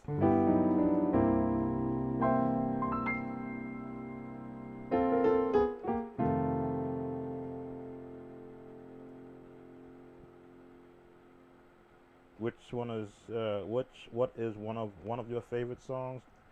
You have to pick a genre. If it's a hymn, it's Jesus is All the World to Me. That's my favorite hymn because the words I can actually resonate with.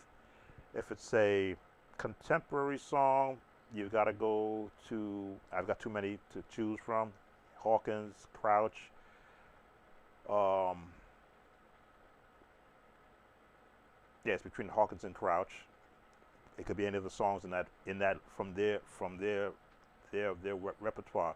If it's a choir song, it's got to be Milton Bingham and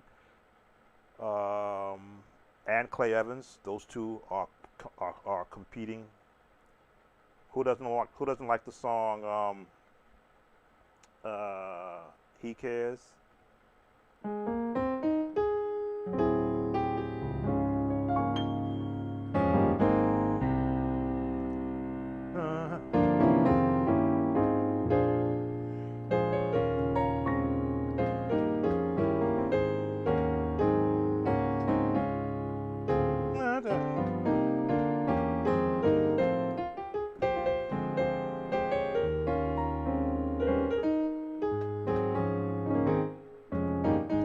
Song from that era.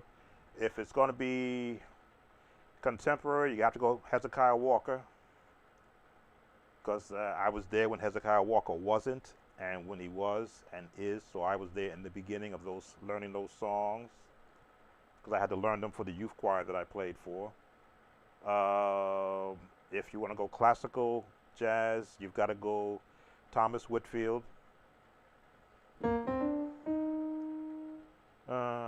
All I need, and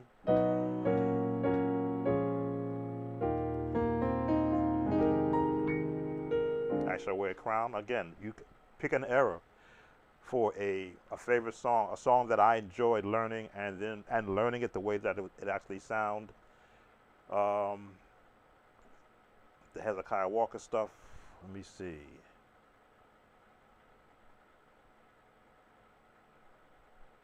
I'll Fly Away.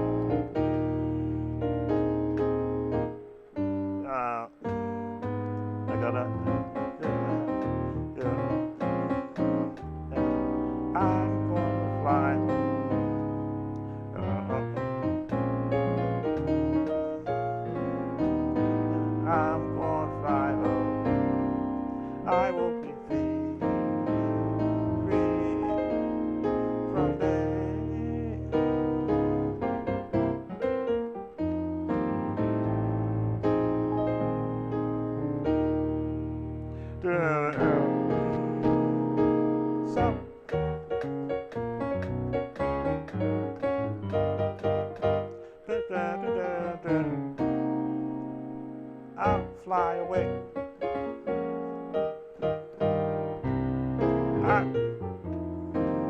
So any of those songs from that era that I had to learn, I learned it like the album, if though I was part of the music staff. Dun, dun, dun, dun, dun, dun, dun.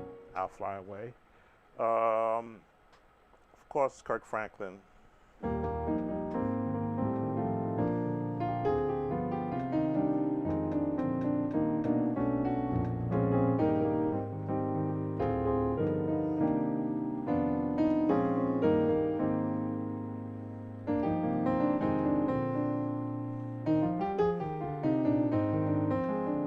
How can you leave out Donnie McClurkin?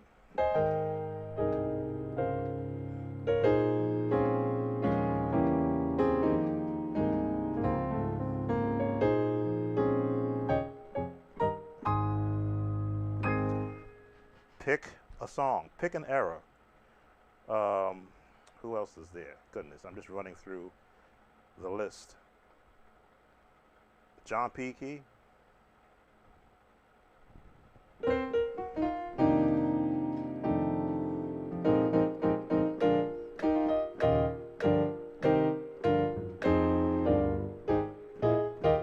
Jesus is real. Who can? So, do I have a favorite? I have an era. In each era, I have a song of that era that resonated with me, not only with the music, but with the lyrics also. I got to learn different hymns each week. No, pick one, learn that one well, and then move on to the next. Just to be filling your mind up with, oh, let me learn this hymn this week and this hymn that week, and what did you learn about that hymn? Learn the writer of the hymn. If you really want to get in depth, who wrote it? What era was it written in? Was it written? Did it come over from England? Did it come over? Was it an actual United States writer back in the 1600s, 1800s, whenever it was written? What type of chording are they using? Are they using European chords, which is the classical sound, or are they using the American sound, which is basically the offshoot of a combination of both? Because different songwriters had a different approach, and when it was transcribed for them, you now learning the approach of the person who did the actual transcribing.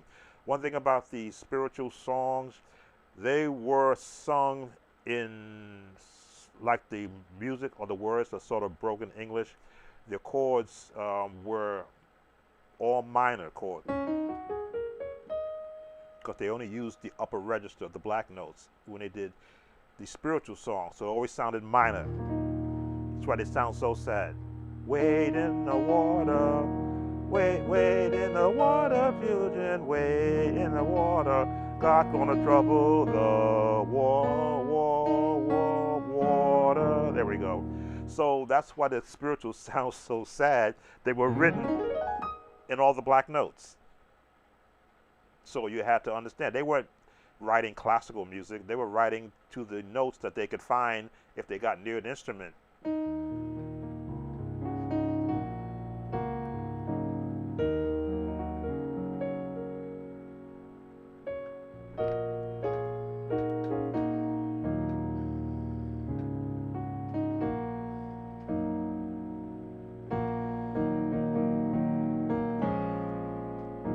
Wasn't until musicians who could deviate from that, which is what I enjoy.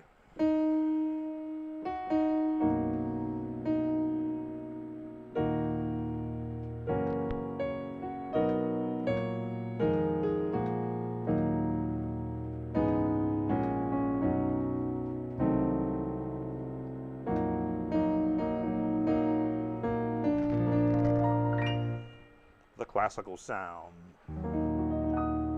That's why you got to be careful when you learn songs of the past who transcribed it, because you're going to get the feeling of the person who transcribed it, not the person who actually wrote it. And sometimes the person who transcribed it is bringing their own feeling in. Got a phone call. I'm not sure who it is. Let me see who this is. Be right back.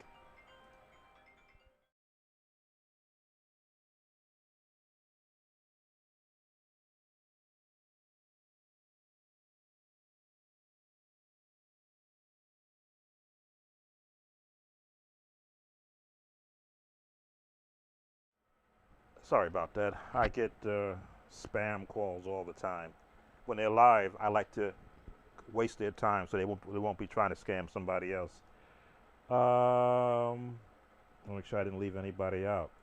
So that's where you might say what's the favorite song of any particular era, and you may as well start with James Cleveland, because who doesn't want to play God Is?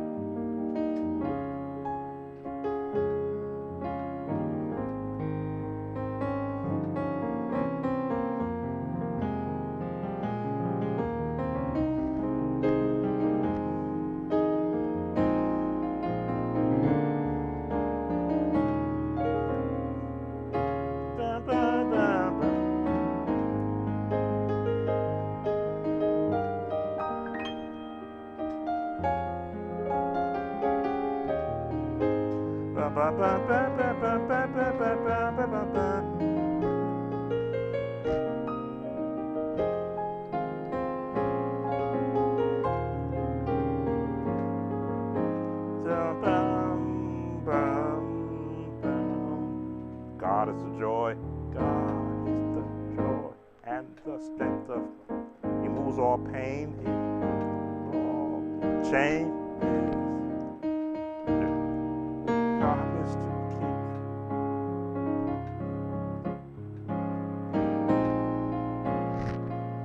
Daughter, I've got to. So pick an era, pick an artist, pick a song that artist is well noted for, that I had to learn or that I had to listen to, and that the words and the melody resonated with me. So I don't have a favorite. I have favorites. Do I have a favorite key?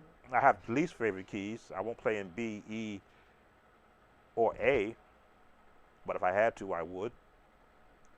If I had a favorite key, it would be a toss-up between E flat and A flat, because I love the melody chords I can build in both of those. But then got a favorite of also G flat and G. A lot of musicians don't like playing in G. If you can play in C, you can play in G. It's just one note difference in the fingering. Just one note different. And I love playing in them because it's the chords that I can form based upon the actual path of the song. Favorite congregational key would be D flat, E flat, F, A flat, B flat, G, and on occasion, I might throw D in there on occasion. It can depend upon the song. So I have preferences. Favorites? No. Preferences. Do I like fast songs or slow songs? Depending upon who write it. Oh goodness, did I leave out Institutional Church of God in Christ and Butch Haywood songs? That's the era in which I'm also a part of.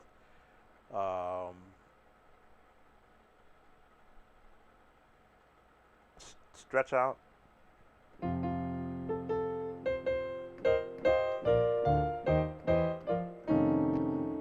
trouble comes, storm rise. Hold on and learn to keep on fasting, keep on praying, and then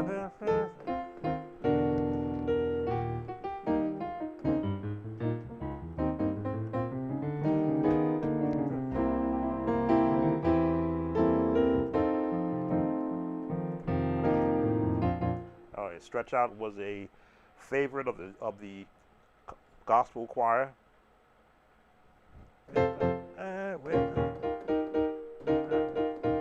Jesus is there to make.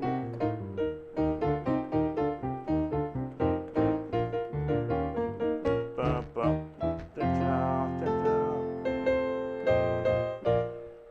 But again, that's my era.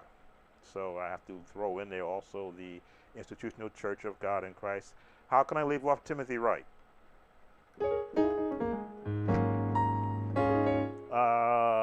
Which one is his favorite run?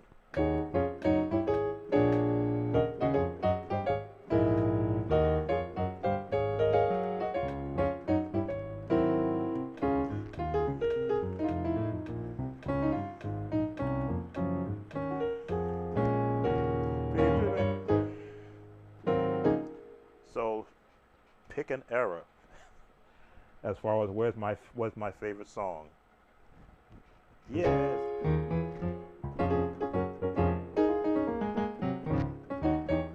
I want to test.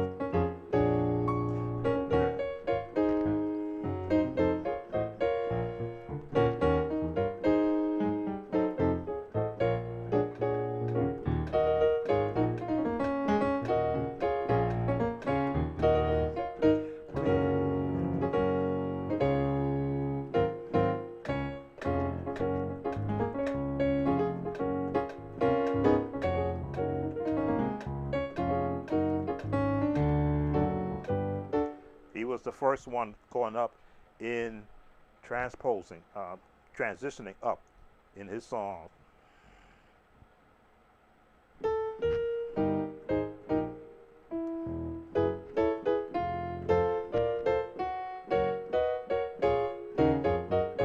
Tell me if it's good. Tell me if it's good.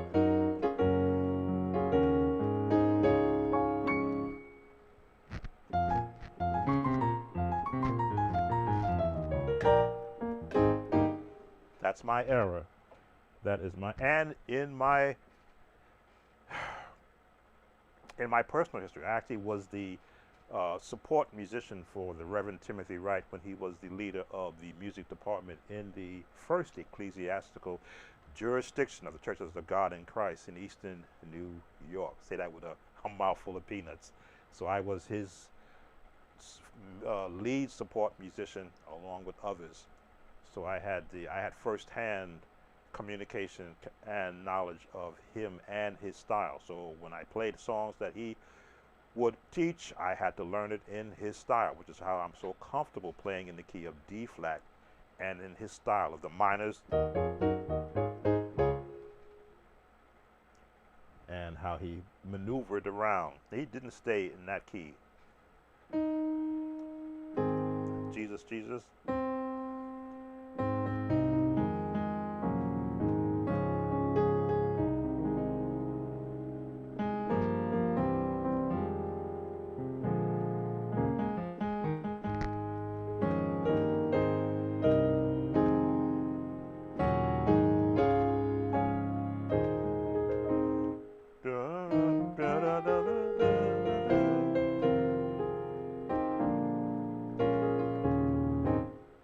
His songs were teachable to anyone. That's how he wrote his songs. Any choir should be able to teach it. And when he took a hymn and would turn it into his own song, my hope is built on love.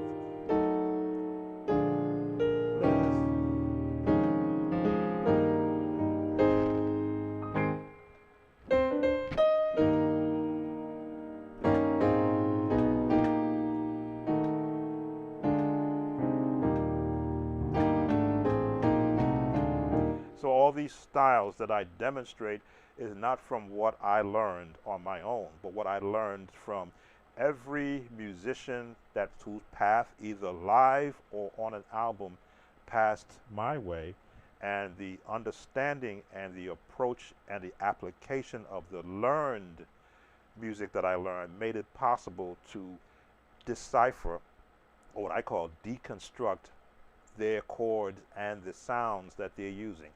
Why would they go? Let me see.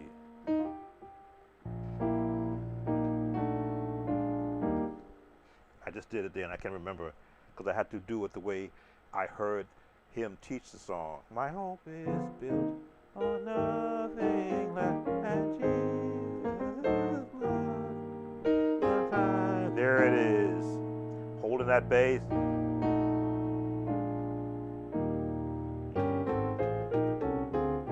So I can teach that style.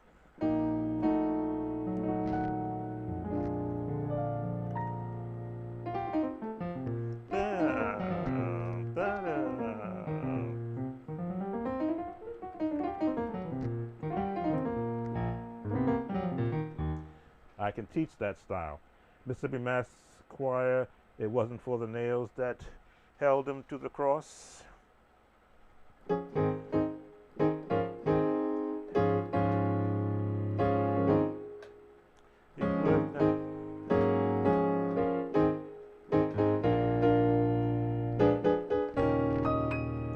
lamps was so hot, only he could pay the cost.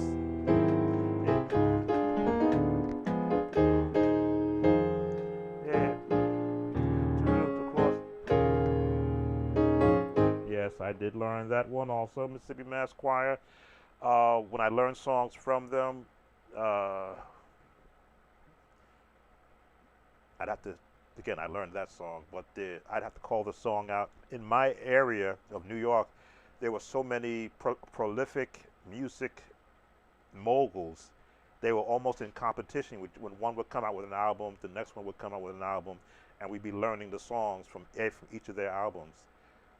So if it wasn't from Chicago, um, Detroit, or the Clark sisters, again, what would my favorite song be?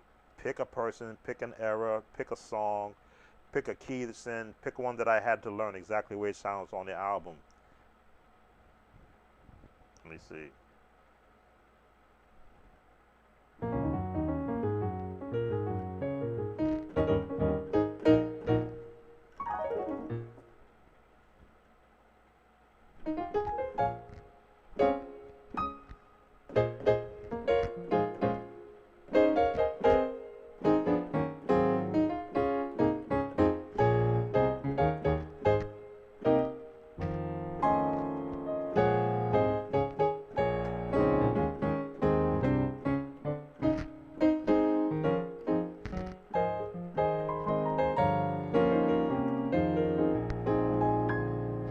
And yes, I have met face to face the Clark sisters and Dr. Mattie Moss Clark in my past.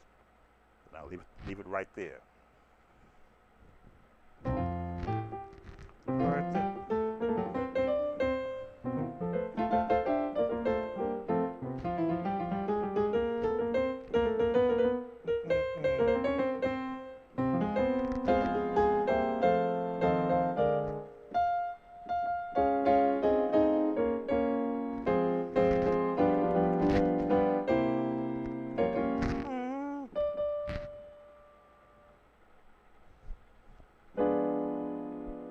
In the wrong key.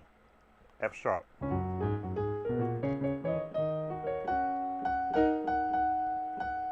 Wow, I've forgotten that song. The earth is the Lord's and the fullness thereof. A Dr. Mattie Moss Clark special. I used to know that song. E flat.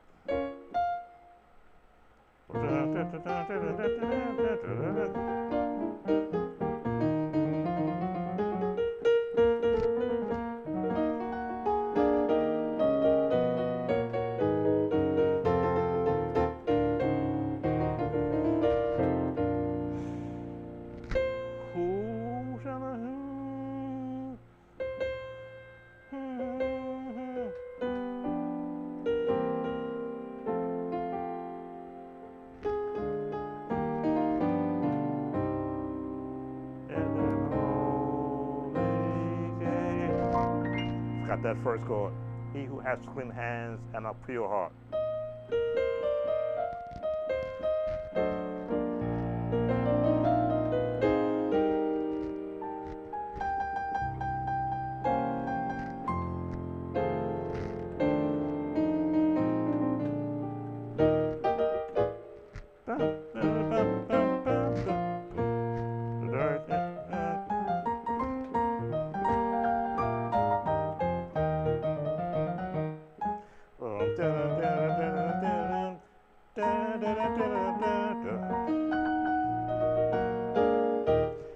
Yes, I sat in the rehearsal while Twinkie Clark was playing that song in rehearsal. And I sat in the tenor section, not with the musicians. They didn't allow that back then, as they do now, but I learned from listening. Boom,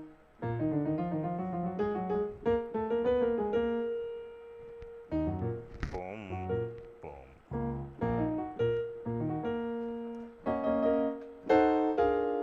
And to them. So, and I've been on a long while here. Thank you. 2 hours. Wow, 2 hours I've been here already. So, this old soul of mine doesn't ring a bell. Sorry, Terrence. Again, if I didn't have to learn the song as a musician, If I got most times I didn't get an album, I got a tape. This is what I would receive from my choir director, was a tape of 4 or 5 albums. So I never knew the album title or the singer or the group. I just knew there was a song I had to learn. And then I knew the next week I'd be getting another tape, blank tape. This is one I made, blank tape, with more songs to learn for the next coming week. So a lot of artists, I never knew who they were because I had so much music. When you played for 6 choirs, as I did back in my heyday, all you got was more music to have to learn. So it allowed me to become an aficionado of so many different styles, because whatever song I learned, I could use that same style of that song in the next song that I would learn, and then I would use those styles and just keep piling them on. So again, I thank everyone for spending this morning with me. My medicine is calling on me again to go and do some things, but I do want to encourage younger musicians that this age that you now live in is perhaps one of the most challenging, yet one of the greatest times to be alive, because you get to see history in many facets unfold before your eyes, where back in my day we had to rely on reports, news reports, or someone passing through and saying, hey, did you hear, did you see? Nowadays it's as close as your iPhone, as your Android, as your Samsung phone, as your internet. And music is even closer. To be able to have the ability now to have people share with you their tips, techniques, ways around, ways through. I try to make it not plain, but correct. There's a lot of playing I've done that was incorrect today. I was just fumbling through it. But if I was back in the mode where I was when I was learning a song, it took the time, I found the path, I would create the practice scenario so that whenever I played any song, I knew the intro, how long it was going to be, what speed it was going to be. If it's a congregational song, what's a better congregational key than a key that was offered? If the song was in the key of A major, I wouldn't put it down to A flat. I played in A major, especially if it was out of the hymn book. But if I heard the highest note was out of the range of the congregation, I'd move it down to G without notes in front of me, because I would have learned the path of the song melody-wise based on the scale, major or minor, and the chording that would support that. Can you do a tutorial on We Offer Christ by Bishop? Welcome, Kojic Minister. We Offer Christ by Bishop Paul Morton. Why does it sound like I've done that already? Let me check quickly my my catalog. I think that sounds like one I may have done already. As I say, and let me switch this so that I can be to the front. Don't see my back. As I say, if you search in my playlist, you may find that a song you're requesting was already done. That sounds familiar. So I'm searching my page. Okay, I did We Offer Praise. I didn't do We Offer Christ by Paul Morton.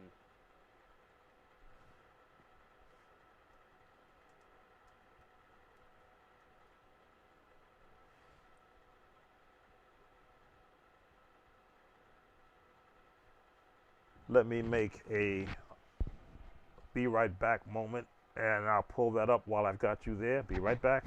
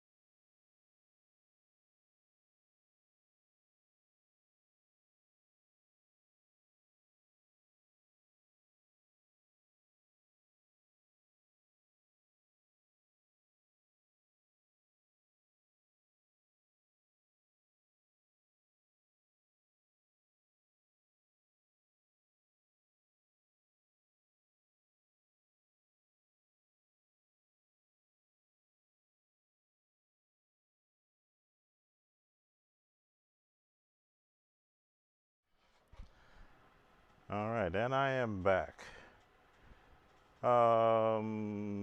We offer Christ by Bishop Paul Morton. Let me just pull it up quickly and see what it sounds like. Again, it's all just music.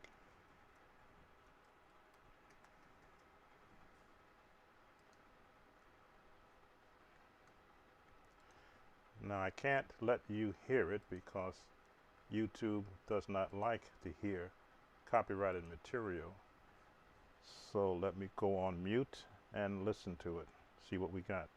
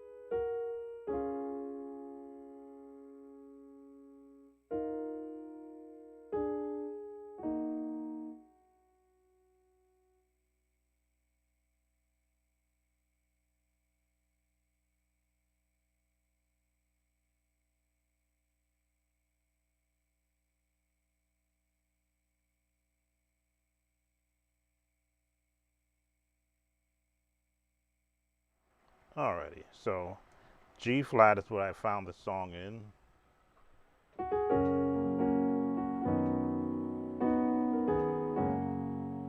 Turn.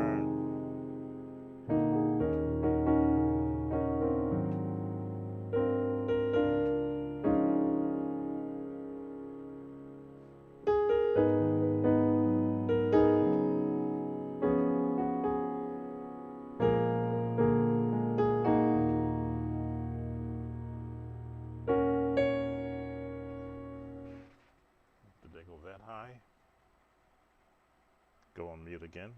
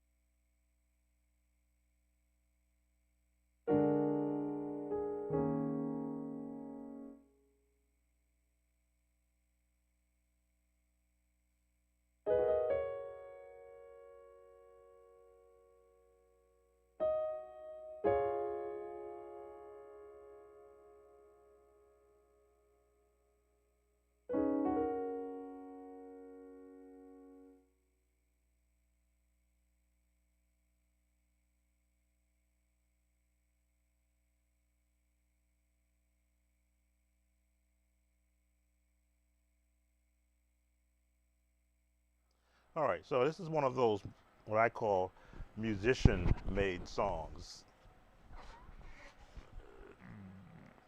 When I look for a song, I look for an actual pattern. But when they go outside of that pattern and extend it, then it becomes a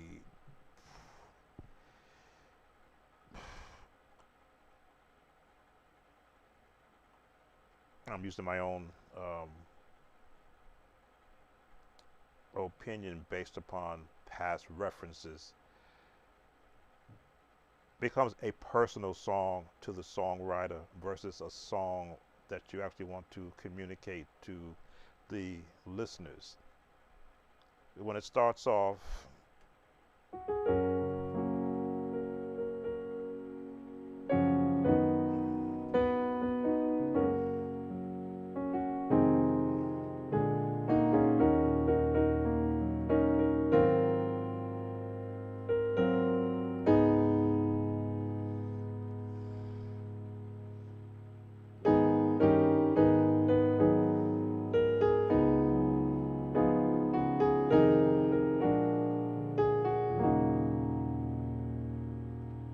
hmm,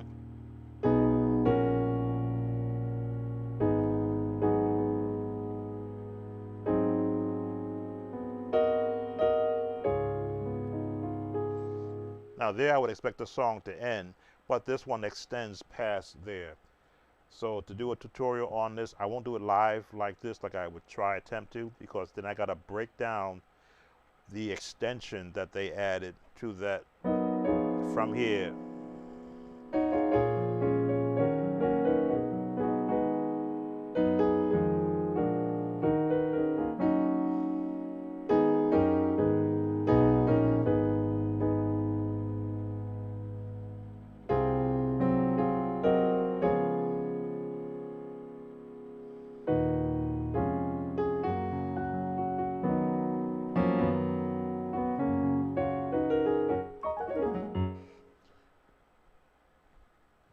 So what I will do is add you to the list of those I haven't done yet.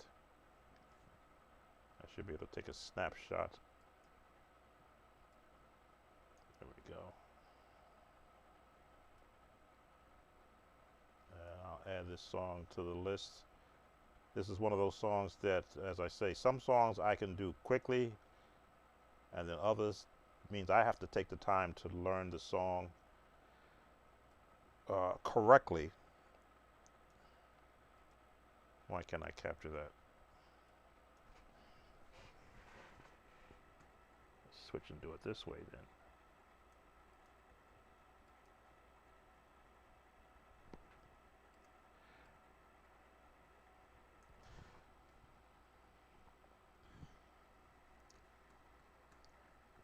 Gotta remember my Mac. My mouse won't let me capture, copy your request. I think I just fooled it. Did I just fool it? Yes, I did. All right, so I've got you there. All right, I have your request. You're on, how many are behind you? 1, 2, 3, 4. 4 in front of you I haven't done yet. But yeah, it's in G flat. It is basic until, as I say, when a musician writes a song, they always add a little extra to make it to differentiate themselves between the other songwriters. So they did a repeat on the last portion of it, when I'm looking for it to come to an end and then go to a new verse. But that's how I interpret music. I actually deconstruct everything that's happening. I have to hear all the parts, the changes that each part does, and the chording that follows that change. Sometimes the chording, like this chord, is in this song, in this chain.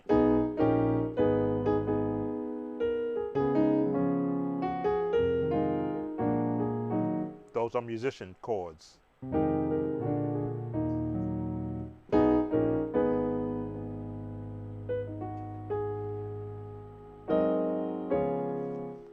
musician chords. You don't get that from your traditional songwriters because they don't know to do that. Musicians do.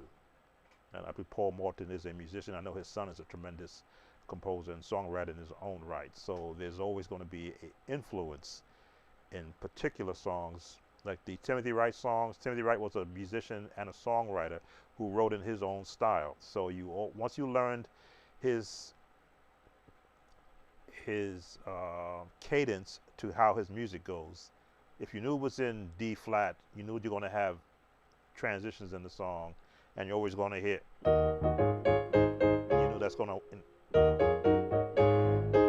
You know you're going to have that change in it, so you just got ready for it when you heard the song, and it made it a lot easier and simpler in a sense to play it. Well, I'm going to thank again those who have come in here and let me know that you're here. Sub-Zero, Jabbar, Louis, Peter from Italy. Who here from Japan? I think I missed you. Where's my Japan? Chanel, Jabbar from Japan, thank you. Let me switch up so I can be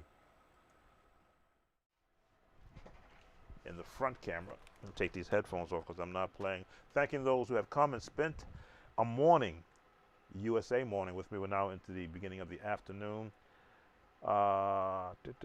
Cedric, Louis, Peter. I think I got Chanel from Japan. Peter from Italy. Cedric from Salisbury, North Carolina, because you're not near me, so anywhere away from New Jersey. Terrence.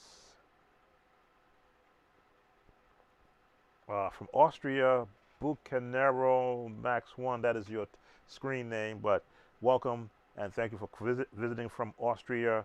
Buddy, of course, from this area. Chubster, first time live. I'm trying to get better at scheduling these. I may look at trying to schedule something on Saturday mornings. This way I can know you have a actual specific time. Let me get through the organ chord series, because every time I do a video for the organ chord series, there's 10 more I want to do, so I gotta sort of pause, because if I keep flooding my channel with videos, you'll never see them all. DB Moshe, Antoine, who else? And Kojic Minister. Thank you all for spending another live session with me. Please, if you haven't yet, like the video. Now, there's something I saw that other content creators do. When they put a thumb up, YouTube throws up a like signal. I want to see if does that happen with me. It happens with everybody else. Okay, I don't get that. Like the video. Subscribe if you're not a subscriber and you're watching the replay, because there's a lot of good music I have yet to create. We just got through, and we're really not through the actual Pro series for the piano. I just wanted to pivot in February to the organ. There'll be an actual keyboard series coming up also. For those who have keyboards with multiple sounds, we're going to delve into the various keyboard sounds, guitar sound, strings, vocals, as you see me showing you sometimes, and all the different instrumental sounds, orchestral sounds that your keyboard has. We're going to delve into that. I may be using both of my keyboards for that one. I'm trying to figure out which one I want to feature the most. What else am I going to do? And I think that should get us into April. Of course, we have Easter coming up early this year. Easter, I believe, is, if not the last Sunday in March, the first Sunday in April.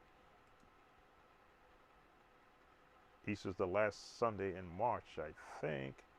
Or was that Palm Sunday? The last Sunday in March is Easter. So Easter's coming up quick. So we got to cover some songs as we're doing for the Black History Month. We've got a few more spiritual songs we're going to do. We're still early into the month of February. Goodness, it's only the 7th as I'm looking at it. So a lot of music still coming. And a lot of comments and a lot of requests from you who actually keep me on YouTube with your viewership. So I thank you for keeping me challenged. I never look at a song as something I don't want to do. If it's a song I've never heard before, it also teaches me, because if I have to learn a song and then begin to tear it apart so that I can teach it, I'm being trained once again also. So I value your comments. YouTube likes when you leave comments because it lets them know that we content creators are giving something worthwhile for YouTube to promote to other channels and to other viewers. So keep the comments coming, keep the likes up, and subscribe if you're not a subscriber. We've been doing very good last year. We've had our biggest subscriber um, join this channel last year. YouTube let me know that, and that's not without me crying for subscribers. But if you have people in in your community who are musicians, don't hide this channel from them, but share this channel with them.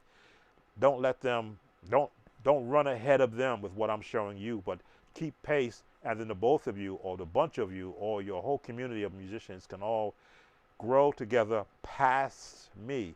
So I'll see you with a channel, I'll subscribe, I'll leave a comment, and I'll give you a like. So thanks again for spending time with Sam Tolbert, Sound of Joy Music Services.